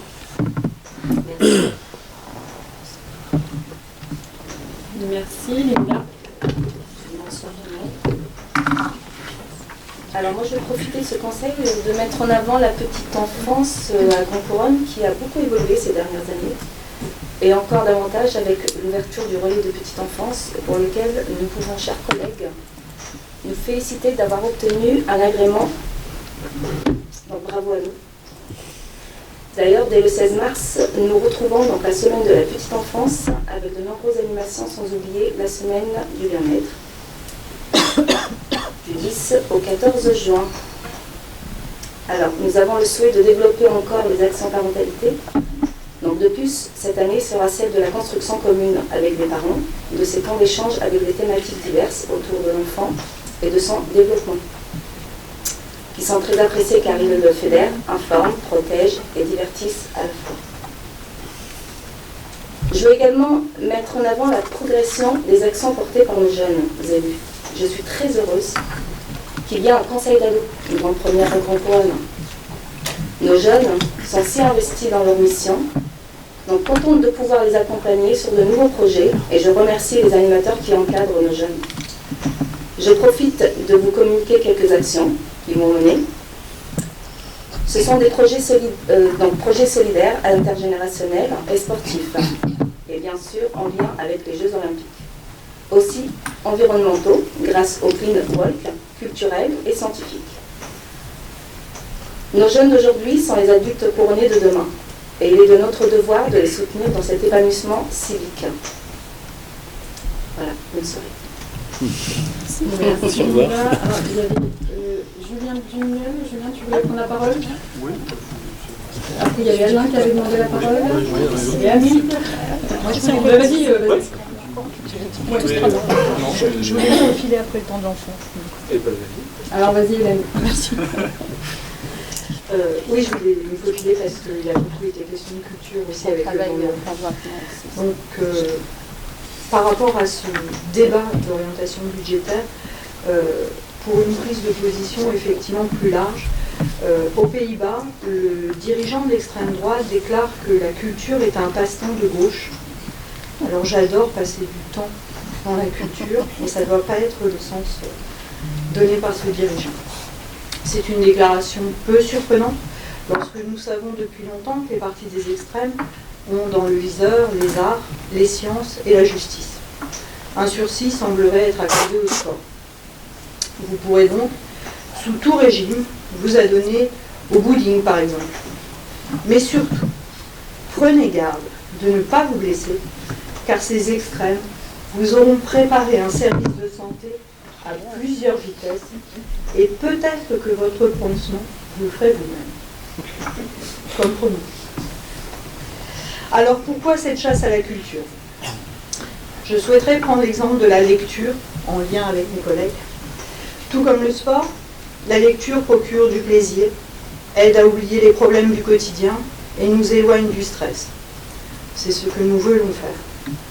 Mais surtout, elle nous ouvre tous les possibles pour accéder à des niveaux de connaissances inégalables du monde qui nous entoure.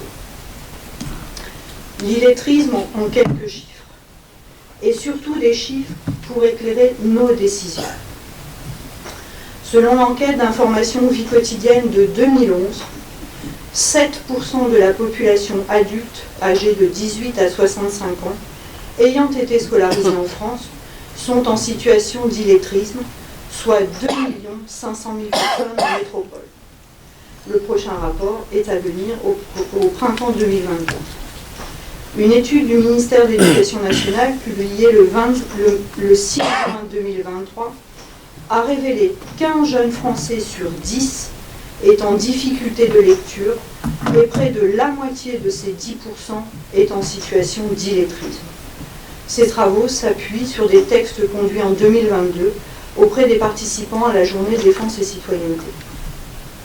Selon l'Agence nationale de lutte contre l'illettrisme, parmi les différents outils de prévention de l'illettrisme, les bibliothèques jouent un rôle essentiel.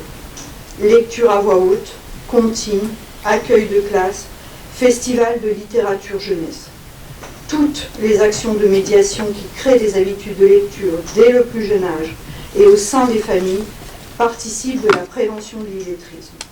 Nous le faisons et nous le maintenons. Les bibliothèques, plus proches maintenant de tiers-lieux, s'engagent également dans la lutte contre la précarité linguistique des adultes. Offrir un espace de travail, de rencontre et de découverte, rendre accessibles des collections pour tous et construire des actions culturelles visant à inclure les habitants, à favoriser la maîtrise de la langue française dans le respect des droits culturels. Nous le faisons. L'exclusion numérique est aussi un enjeu qui alimente les problématiques liées à la prévention et à la lutte contre l'illettrisme. Bien qu'elle touche des publics variés, l'exclusion numérique concerne les personnes en situation d'illettrisme en augmentant leurs difficultés. Alors qu'avons-nous fait à Grand-Couronne? Les droits de séjourner, de parler, de partager des moments conviviaux dans ce lieu. La fréquentation de la bibliothèque a bondi. Mise à disposition d'un piano très apprécié par les visiteurs en septembre 2021. Nous avons questionné les horaires pour s'adapter et être au plus près des besoins. Passage en continu le mercredi, arrêt de la permanence du mardi soir puisque ça ne fonctionnait pas, afin de créer les espaces et les conditions du mieux vivre ensemble par les actes. Maintien et renforcement des accueils de classe dans le questionnement de cette relation partenariale. Nous avons appris de nos difficultés RH qui nous ont obligés à suspendre cet accueil temporairement. Cela a duré 1 mois, mais ça nous a permis aussi de rediscuter une nouvelle organisation.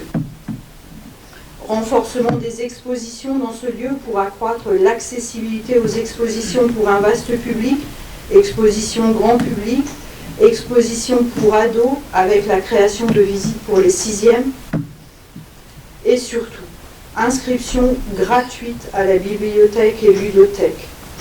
5 euros, c'est peu. C'est peu pour qui peut consacrer 5 euros. Nous avons pu constater que la gratuité avait généré une évaluation considérable des inscriptions. Convention avec la médiathèque, ce qui permet l'accès aux ressources numériques sur le portail et notamment accès à un portail pour apprendre des langues. Accès gratuit au Wi-Fi. Création de la charte documentaire en réflexion collective avec les équipes, comprenant par exemple la redistribution-vente de livres et jeux au profit du Téléthon au lieu de jeter. Conscientes de leur rôle pour rendre les territoires plus inclusifs, les bibliothèques développent des collections et des services qui se veulent accessibles à tous et toutes. Dans cette démarche, à la fois territoriale et culturelle, le partenariat avec les acteurs du social, de la formation et du temps de l'enfant est indispensable.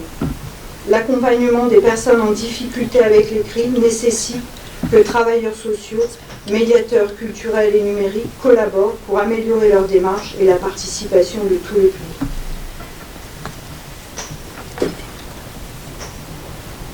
Suite à cet éclairage sur nos décisions, comme Karima, résolument femme de gauche. Merci, chers collègues. Merci Hélène, Merci à tous. Julien. Désolée. Julien Lemel, vous voulez intervenir? alors. Ah, on va y arriver. Pas la conclusion. Ouais. Merci, chers collègues. Le débat, je dirais, partait mal avec l'intervention acerbe de notre collègue Prigeot, mais je remercie tous les collègues qui viennent de prendre la parole, de nous avoir permis de prendre un peu de hauteur dans ce débat.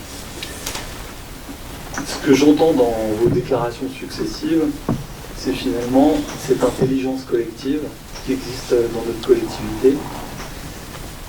Et c'est tous ces superbes projets qui, depuis des années, ont été mis à Grand Couronne. Notre ville, elle a une particularité. Elle s'est construite à l'après-guerre, dans un domaine, dans un secteur où il fallait reconstruire la France, créer de l'industrie. Et elle s'est construite autour du mouvement ouvrier, autour du mouvement social, et autour de l'épanouissement et du bien-être des travailleurs et des ouvriers. On a chez nous des cités entières qui sont construites autour de l'industrie, je pense à la cité PEC par exemple. Et au fil du temps, que ce soit Patrice Dupré, Michel Lamazouade, mais aussi François Foutel ou Corinne Baris, tous ont ce point commun, c'est d'avoir contribué à ce particularisme de Grand Couronne, de placer la culture, l'entraide, la solidarité au cœur des politiques. Et tout ça, ça avait été initié par Jean Salène à l'époque, mais tous, et c'est important de le souligner, ont contribué à cette particularité qui fait notre ville. C'est grâce à eux que nous avons un conservatoire, que nous avons créé des chams, que nous avons créé une salle de spectacle, une bibliothèque. Il ne faut pas l'oublier, une épicerie sociale aussi pour la solidarité. Et c'est aussi grâce à eux qu'on a pu accueillir des populations ouvrières en masse, des rapatriés d'Algérie en masse, dans un endroit plutôt agréable, là où bien souvent des communes un peu plus au nord de Rouen refusaient systématiquement le développement et l'arrivée de la classe ouvrière dans leur ville. Et ça, c'est notre particularité. Aujourd'hui, la réalité, c'est que les gouvernements successifs, mais en particulier celui qui est en place en ce moment, est en train de contraindre les collectivités territoriales et nous pousse dans un entonnoir en nous privant de toute l'autonomie financière dont on avait pu bénéficier au moment des grandes lois de décentralisation. Voilà la réalité.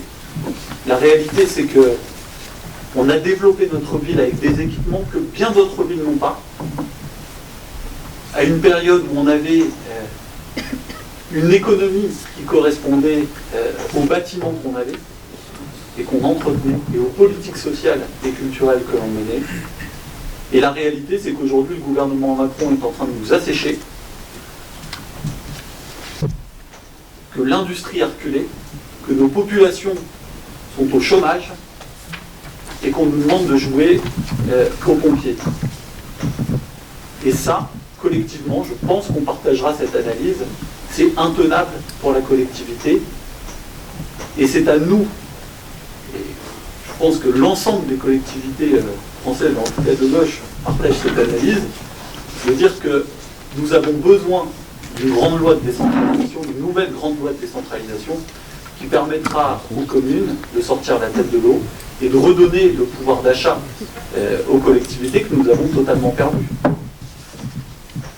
Sans ça, on pourra discuter 100 fois avec notre collègue Prigeot de qui a fait quoi et comment, et qu'est-ce qui manque, et moi j'ai mis ça et toi tu as mis ça.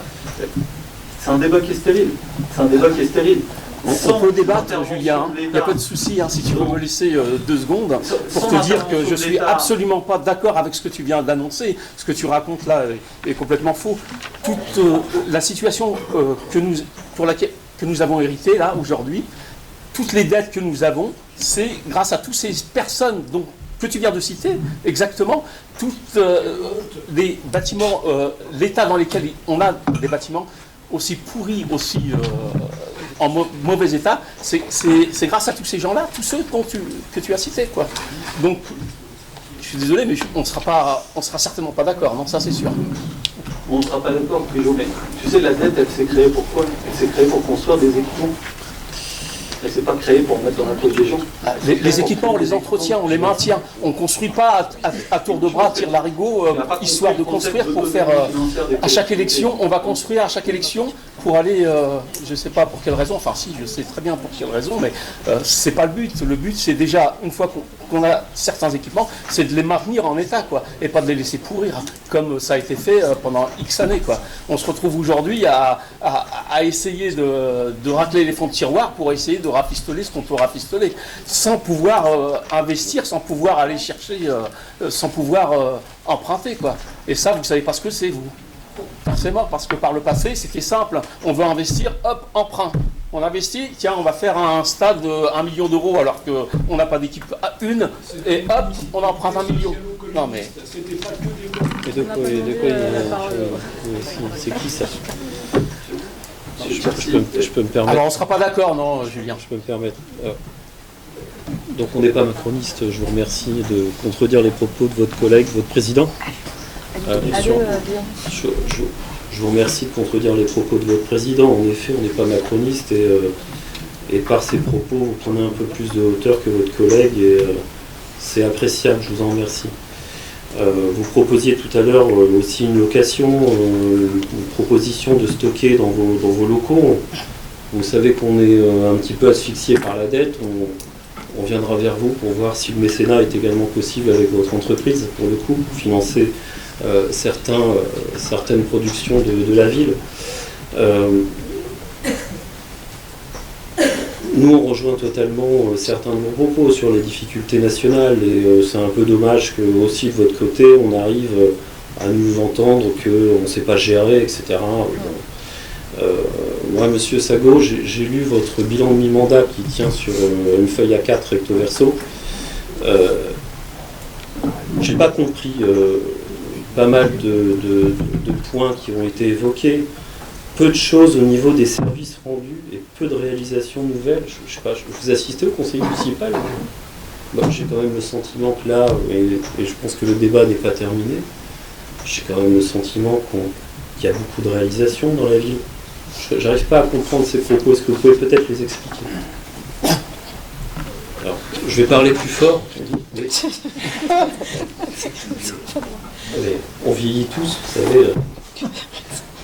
Je disais que j'avais reçu le bilan de mi-mandat vous concernant sur un A4 recto verso et que vous disiez dans ce bilan en introduction qu'il y a peu de choses au niveau des services rendus et peu de réalisations nouvelles par la nouvelle équipe municipale. C'est pas suffisant tout ce que vous venez d'entendre là et tout ce que vous avez assisté au conseil municipal précédent. Qu'est-ce qui vous manque concrètement?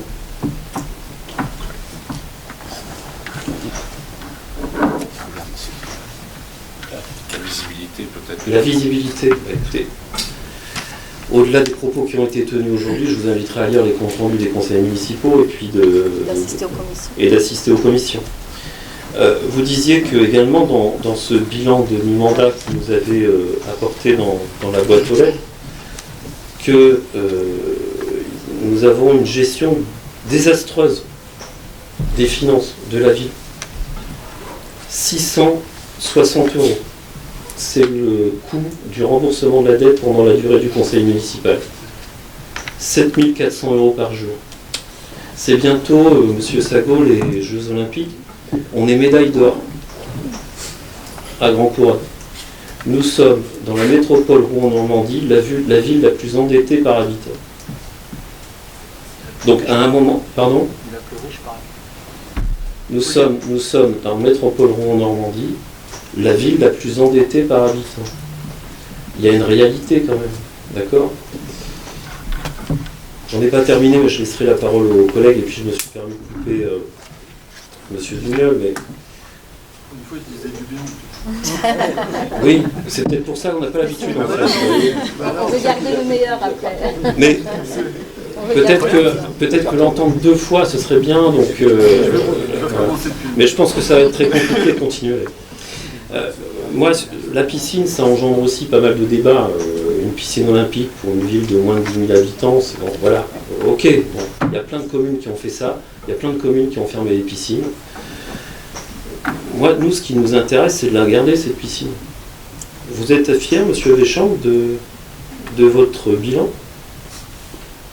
Moi, oui.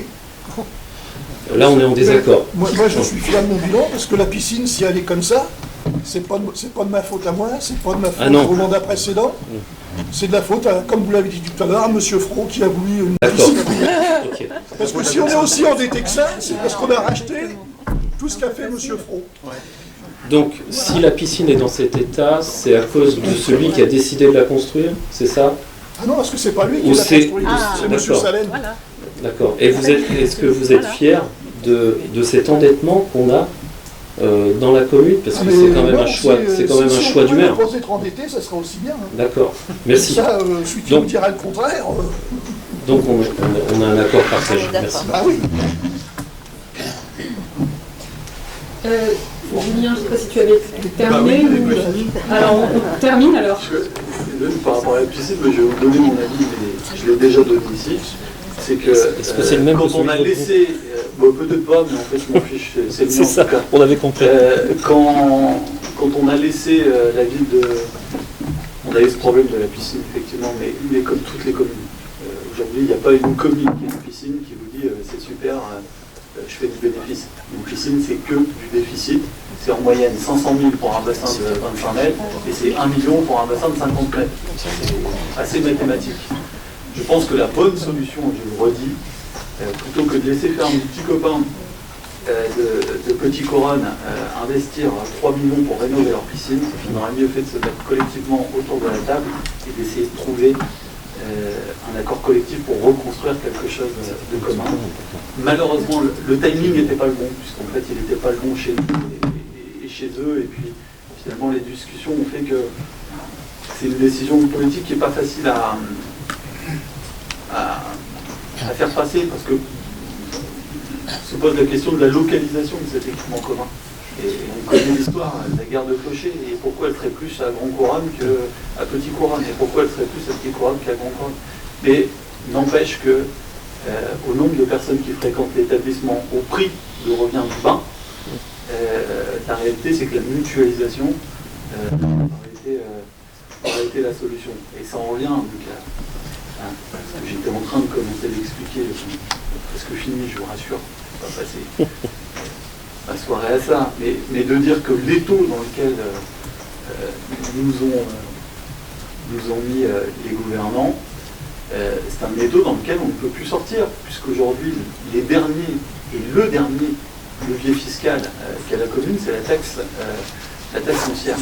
Donc on est tous autour de la table, je pense, d'accord pour dire qu'il n'y a pas de volonté d'aggraver de la crise, d'ajouter de la crise à la crise et d'augmenter les taux d'imposition.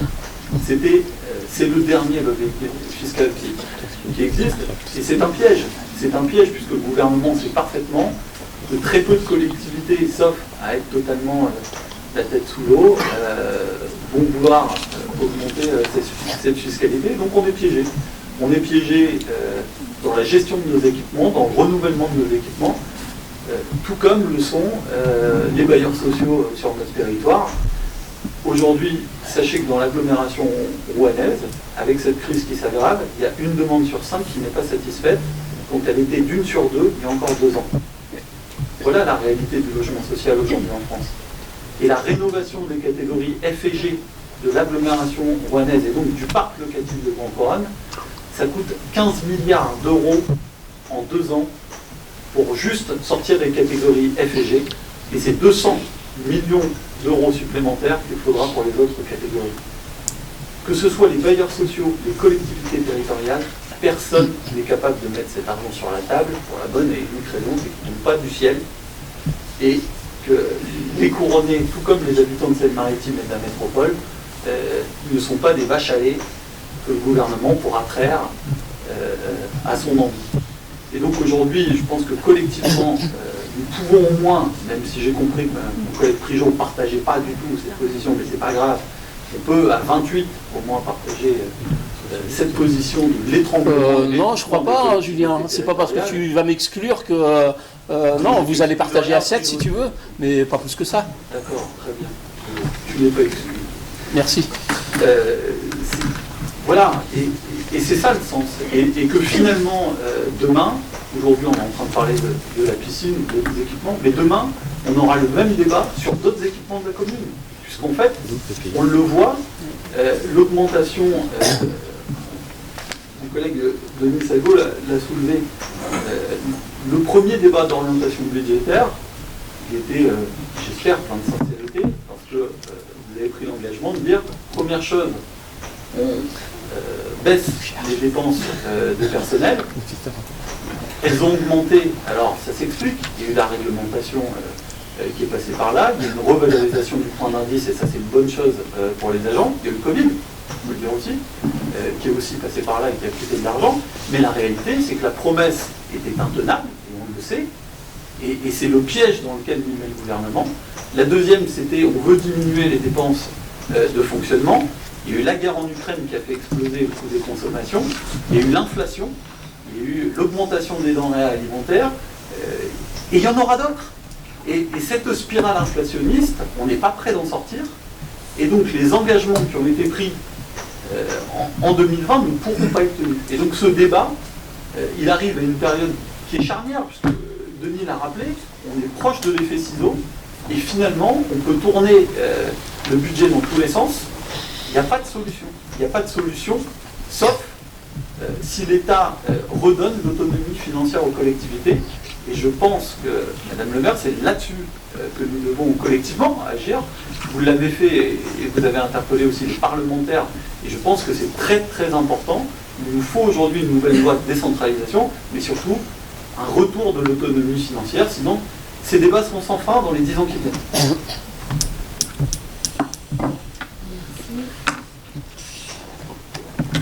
Alors, oui, tu pourras.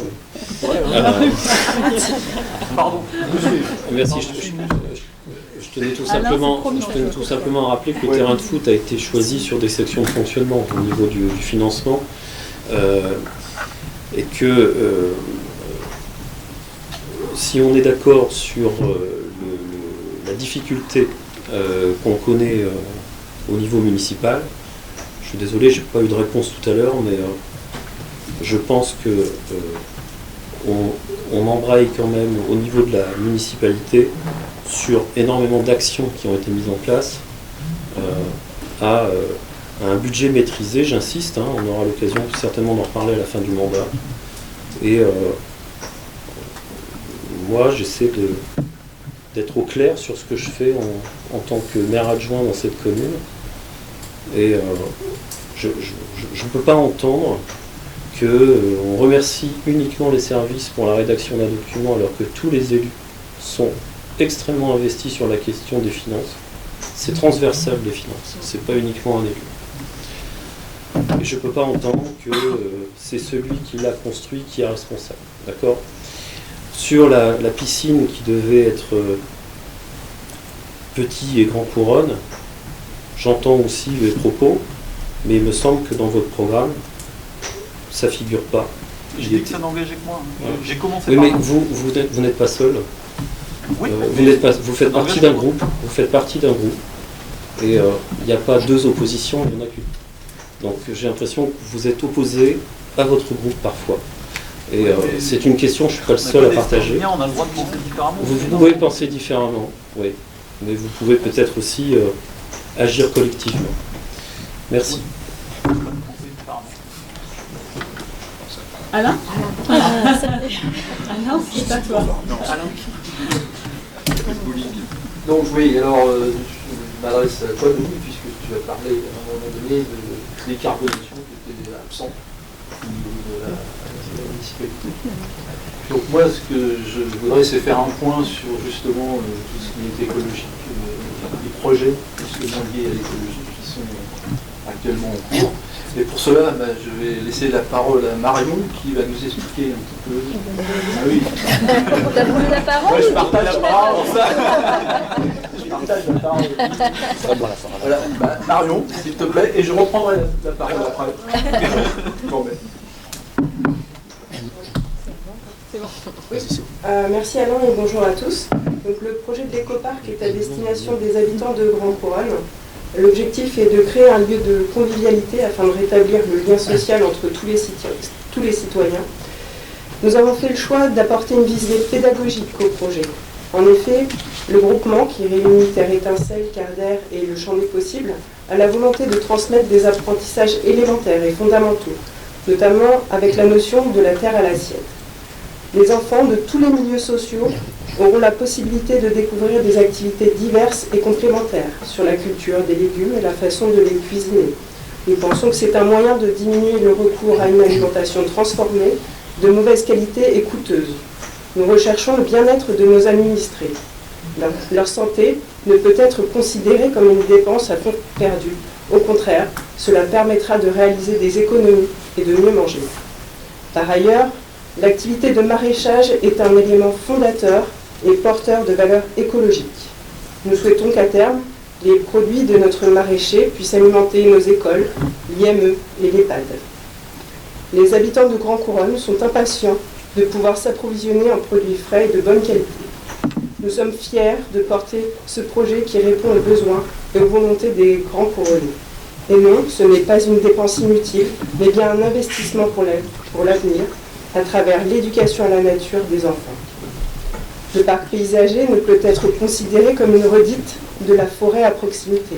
Cela va être un lieu de rencontre et d'échanges riches entre les habitants de tous les milieux sociaux.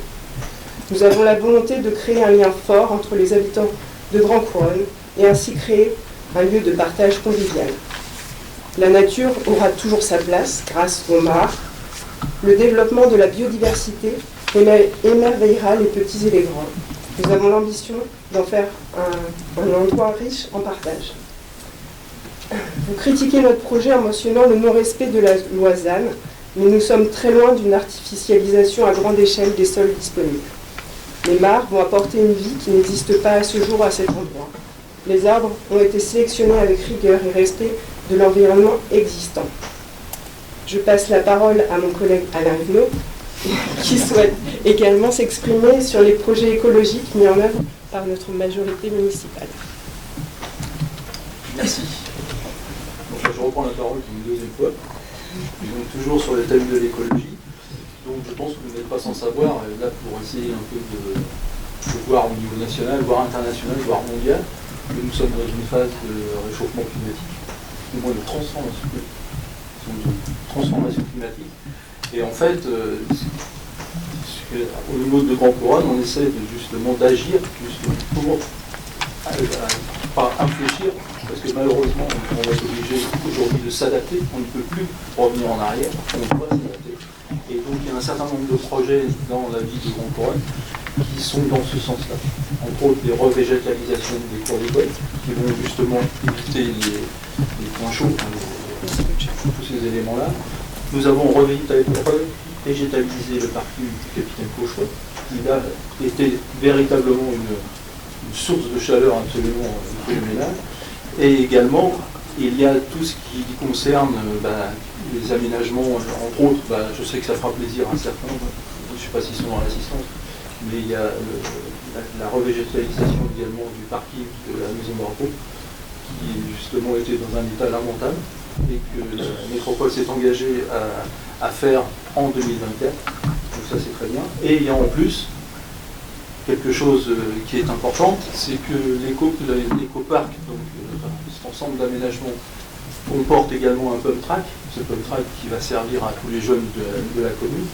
Et dans ce pump track, il y a ce qu'on appelle un mobiludique, je ne sais plus qui est-ce qui en a parlé, mais on en a parlé. Et ce mobiludique, en fin de compte, il a aussi une valeur un projet d'éducation au vélo. C'est-à-dire en fait apprendre aux enfants à faire du vélo et également à apprendre à s'insérer dans la circulation. Et là, ça fait écho à ce que nous sommes en train de négocier avec la métropole, c'est l'aménagement des pistes cyclables. Et donc, effectivement, tout ça, c'est un tout qui va dans le sens de ce que tu as appelé la décarbonation, que tu disais qu'il y avait un tout. Donc moi, je pense que tout ça, c'est complet. Et puis, voilà, c'est tout ce que j'avais à dire. Il y a des choses à avancer, quand même, dans l'écologie. Voilà. Donc c'était peut-être pas le bon moment pour prendre la parole. Après, on a discuté autre chose. Mais bon, voilà. Merci de votre attention. Merci Alain. Manuel a demandé la parole également. Oui, alors moi je voulais juste préciser, puisque j'ai entendu dire qu'il n'y avait pas de choses qui évoluent au niveau de Grand Couronne. En tout cas, moi ça va faire donc 4 ans que je suis dans cette majorité. Les orientations budgétaires vont permettre de maintenir et de développer les actions qui ont été initiées lors de notre mandat. Entre autres, le Work Up, qui est une structure importante aujourd'hui au sein de Grand Couronne. Elle lutte contre le chômage et l'exclusion. Les actions de prévention santé. Le Forum pour le logement, qui a lieu demain, pour la 3e édition. Le Forum pour l'emploi, qui aura lieu en avril. Elles vont permettre aux Grands Couronnais de bénéficier de services supplémentaires, de formations supplémentaires, d'informations pour le logement, l'accès à l'emploi et la formation. Mais pas que. Ces actions vont permettre aussi de développer l'attractivité de notre commune auprès de nos partenaires, nos bailleurs, entreprises et médecins locaux. Merci. Merci Manuela. Hamid également. Oui. Bonsoir. Donc, je voulais intervenir concernant le développement de la vidéoprotection qui fait partie des dépenses nécessaires pour notre ville. Je souhaite d'abord attirer votre attention sur un problème crucial qui affecte une partie de nos concitoyens. Ici comme ailleurs, il existe un problème de tranquillité publique. Depuis environ 2 ans, Madame le maire et les équipes travaillent à développer la vidéoprotection sur notre commune afin de répondre à cette préoccupation légitime. Cela représente environ 50 caméras supplémentaires. En investissant dans la vidéoprotection, nous visons à assurer la sécurité et le bien-être de nos concitoyens tout en étant conscients des défis financiers auxquels nous sommes confrontés. Depuis le début du mandat, les moyens ont été mis en place. Je rappelle qu'il existe déjà le service de médiation, une maison de police, une convention de partenariat avec Petit Couronne, le dispositif voisin vigilant, et tant d'autres dispositifs qui seront complétés par des équipements qui permettront de renforcer les contrôles de vitesse et la verbalisation numérique. Ces dispositifs sont à la fois pertinents pour engager des mesures de prévention, pour dissuader et pour redonner de la tranquillité dans les quartiers, mais ils sont également indispensables à la conduite des enquêtes de police. Les derniers incidents connus dans le quartier des Gouttières ont fini par le convaincre sur ce point. Les rencontres régulières avec les habitants de ce quartier et d'autres mettent en évidence un besoin légitime dans ce domaine. Notre travail avec les bailleurs le confirme également. Notre commune est dotée de caméras, mais de façon insuffisante. Et le schéma actuel est moins performant que ce qu'il est possible aujourd'hui de mettre en place. Avec l'aide du FIPD, des premières installations seront effectuées, notamment aux Gouttières, à Diderot et aux Entrées-Vues. Il est important de rappeler que notre collectivité fait face à un défi financier majeur. Guillaume Charlemagne l'a rappelé, en même temps, la commune la plus endettée de la métropole par habitant. Cela signifie que chaque euro dépensé doit être utilisé de manière judicieuse et responsable. Dans ce contexte, nous adoptons une approche prudente en matière de budget dans son ensemble, avec une recherche accrue de subventions pour alléger le fardeau financier qui pèse sur nos épaules. Nous réalisons des choix budgétaires en tenant compte d'une nécessaire vigilance, car nous ne sommes pas à l'abri de coûts imprévus dus à des accidents ou à la vétusté des équipements. Merci de votre attention. Merci Hamid. Est-ce qu'il y a d'autres prises de parole? Je n'en vois pas. Mais écoutez, mes chers collègues, merci pour la qualité de ces échanges. Beaucoup de choses ont été dites. Je vous en remercie. Quand même quelques mots pour terminer. parce que, M. Dumiol, vous disiez il y a quelque temps que j'étais un capitaine qui témoigne du manque d'inspiration de sa majorité. Eh bien, merci ce soir.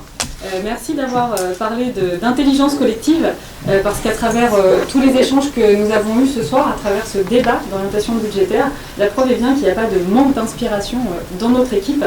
Et on est bien loin, comme le disaient mes collègues, des idées macronistes. Vous parliez effectivement de la cité ouvrière, de la cité PEC, Monsieur Dumiol, une cité que je connais bien, puisque c'était la cité de mes grands-parents. C'est au hasard. Je la connais bien. Une inspiration à travers le témoignage des élus qui se trouvent pourtant, vous l'avez dit, mais dans un contexte difficile.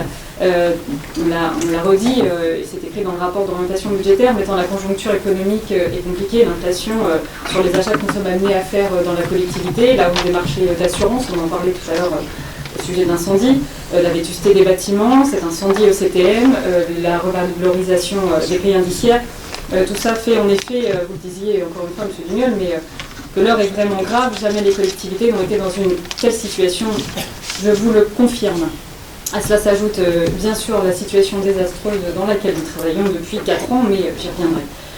Je rappelle que beaucoup de collectivités ont fermé, des services publics ont rogné sur la qualité du service rendu aux habitants. Nous ici, nous faisons le maximum, je dis bien le maximum, pour que cette crise ne soit pas ressentie par les couronnés. Karima en parlait tout à l'heure sur le service par exemple de la cantine, pour lequel nous avons souhaité ne pas l'impacter sur le taux réel de l'inflation. Et c'est d'ailleurs ce que vous souhaitiez, plus de services aux couronnés, et bien c'est ce qu'on fait. C'est exactement ce qu'on fait, et on le fait sans dépenser plus. Notre majorité ne dépense pas plus d'argent qu'elle n'en fait rentrer. Tout ce qui reste est évidemment anéanti par la dette qui nous est laissée.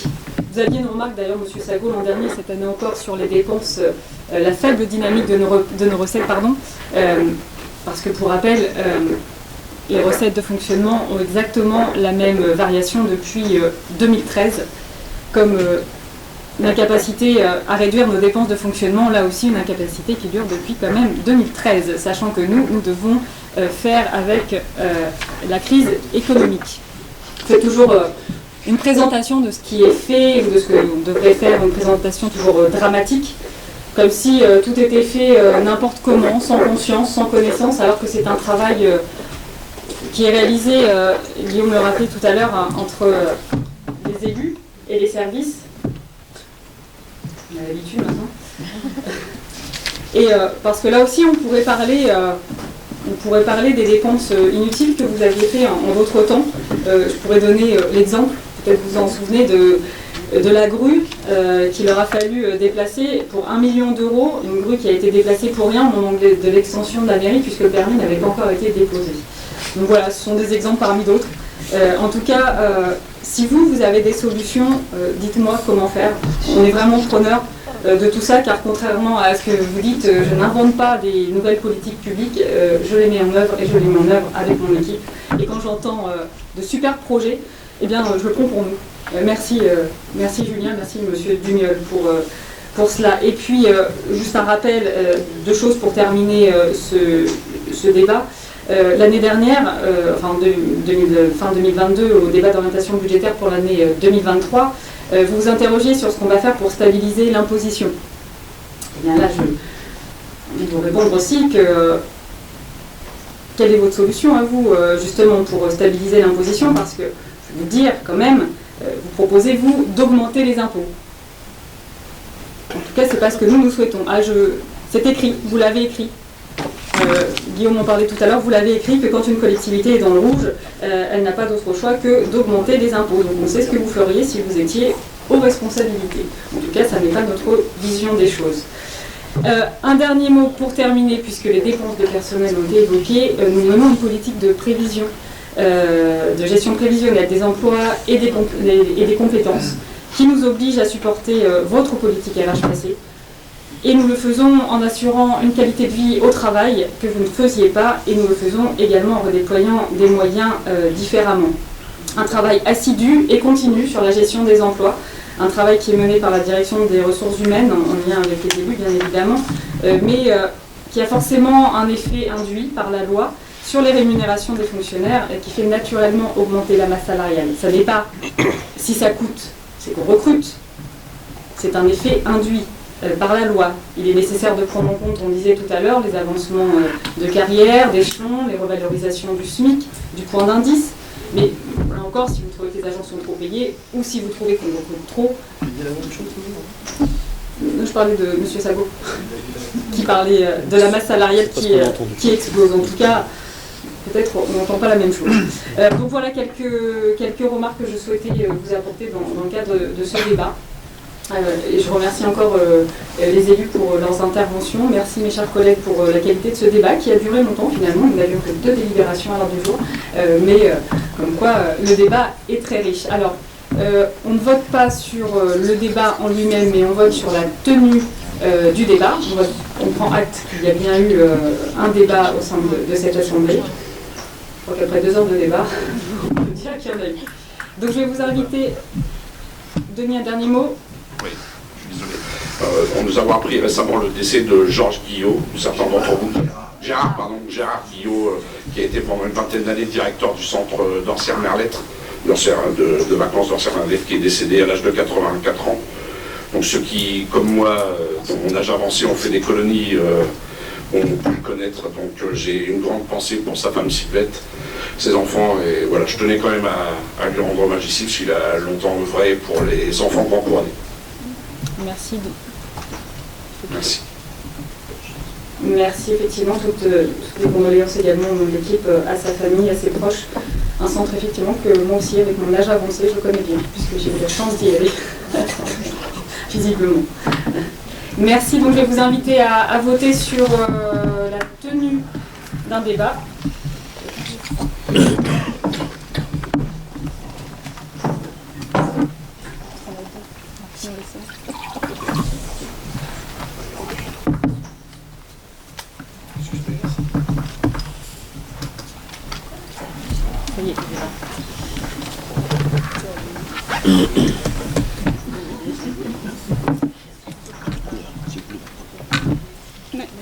Alors, il manque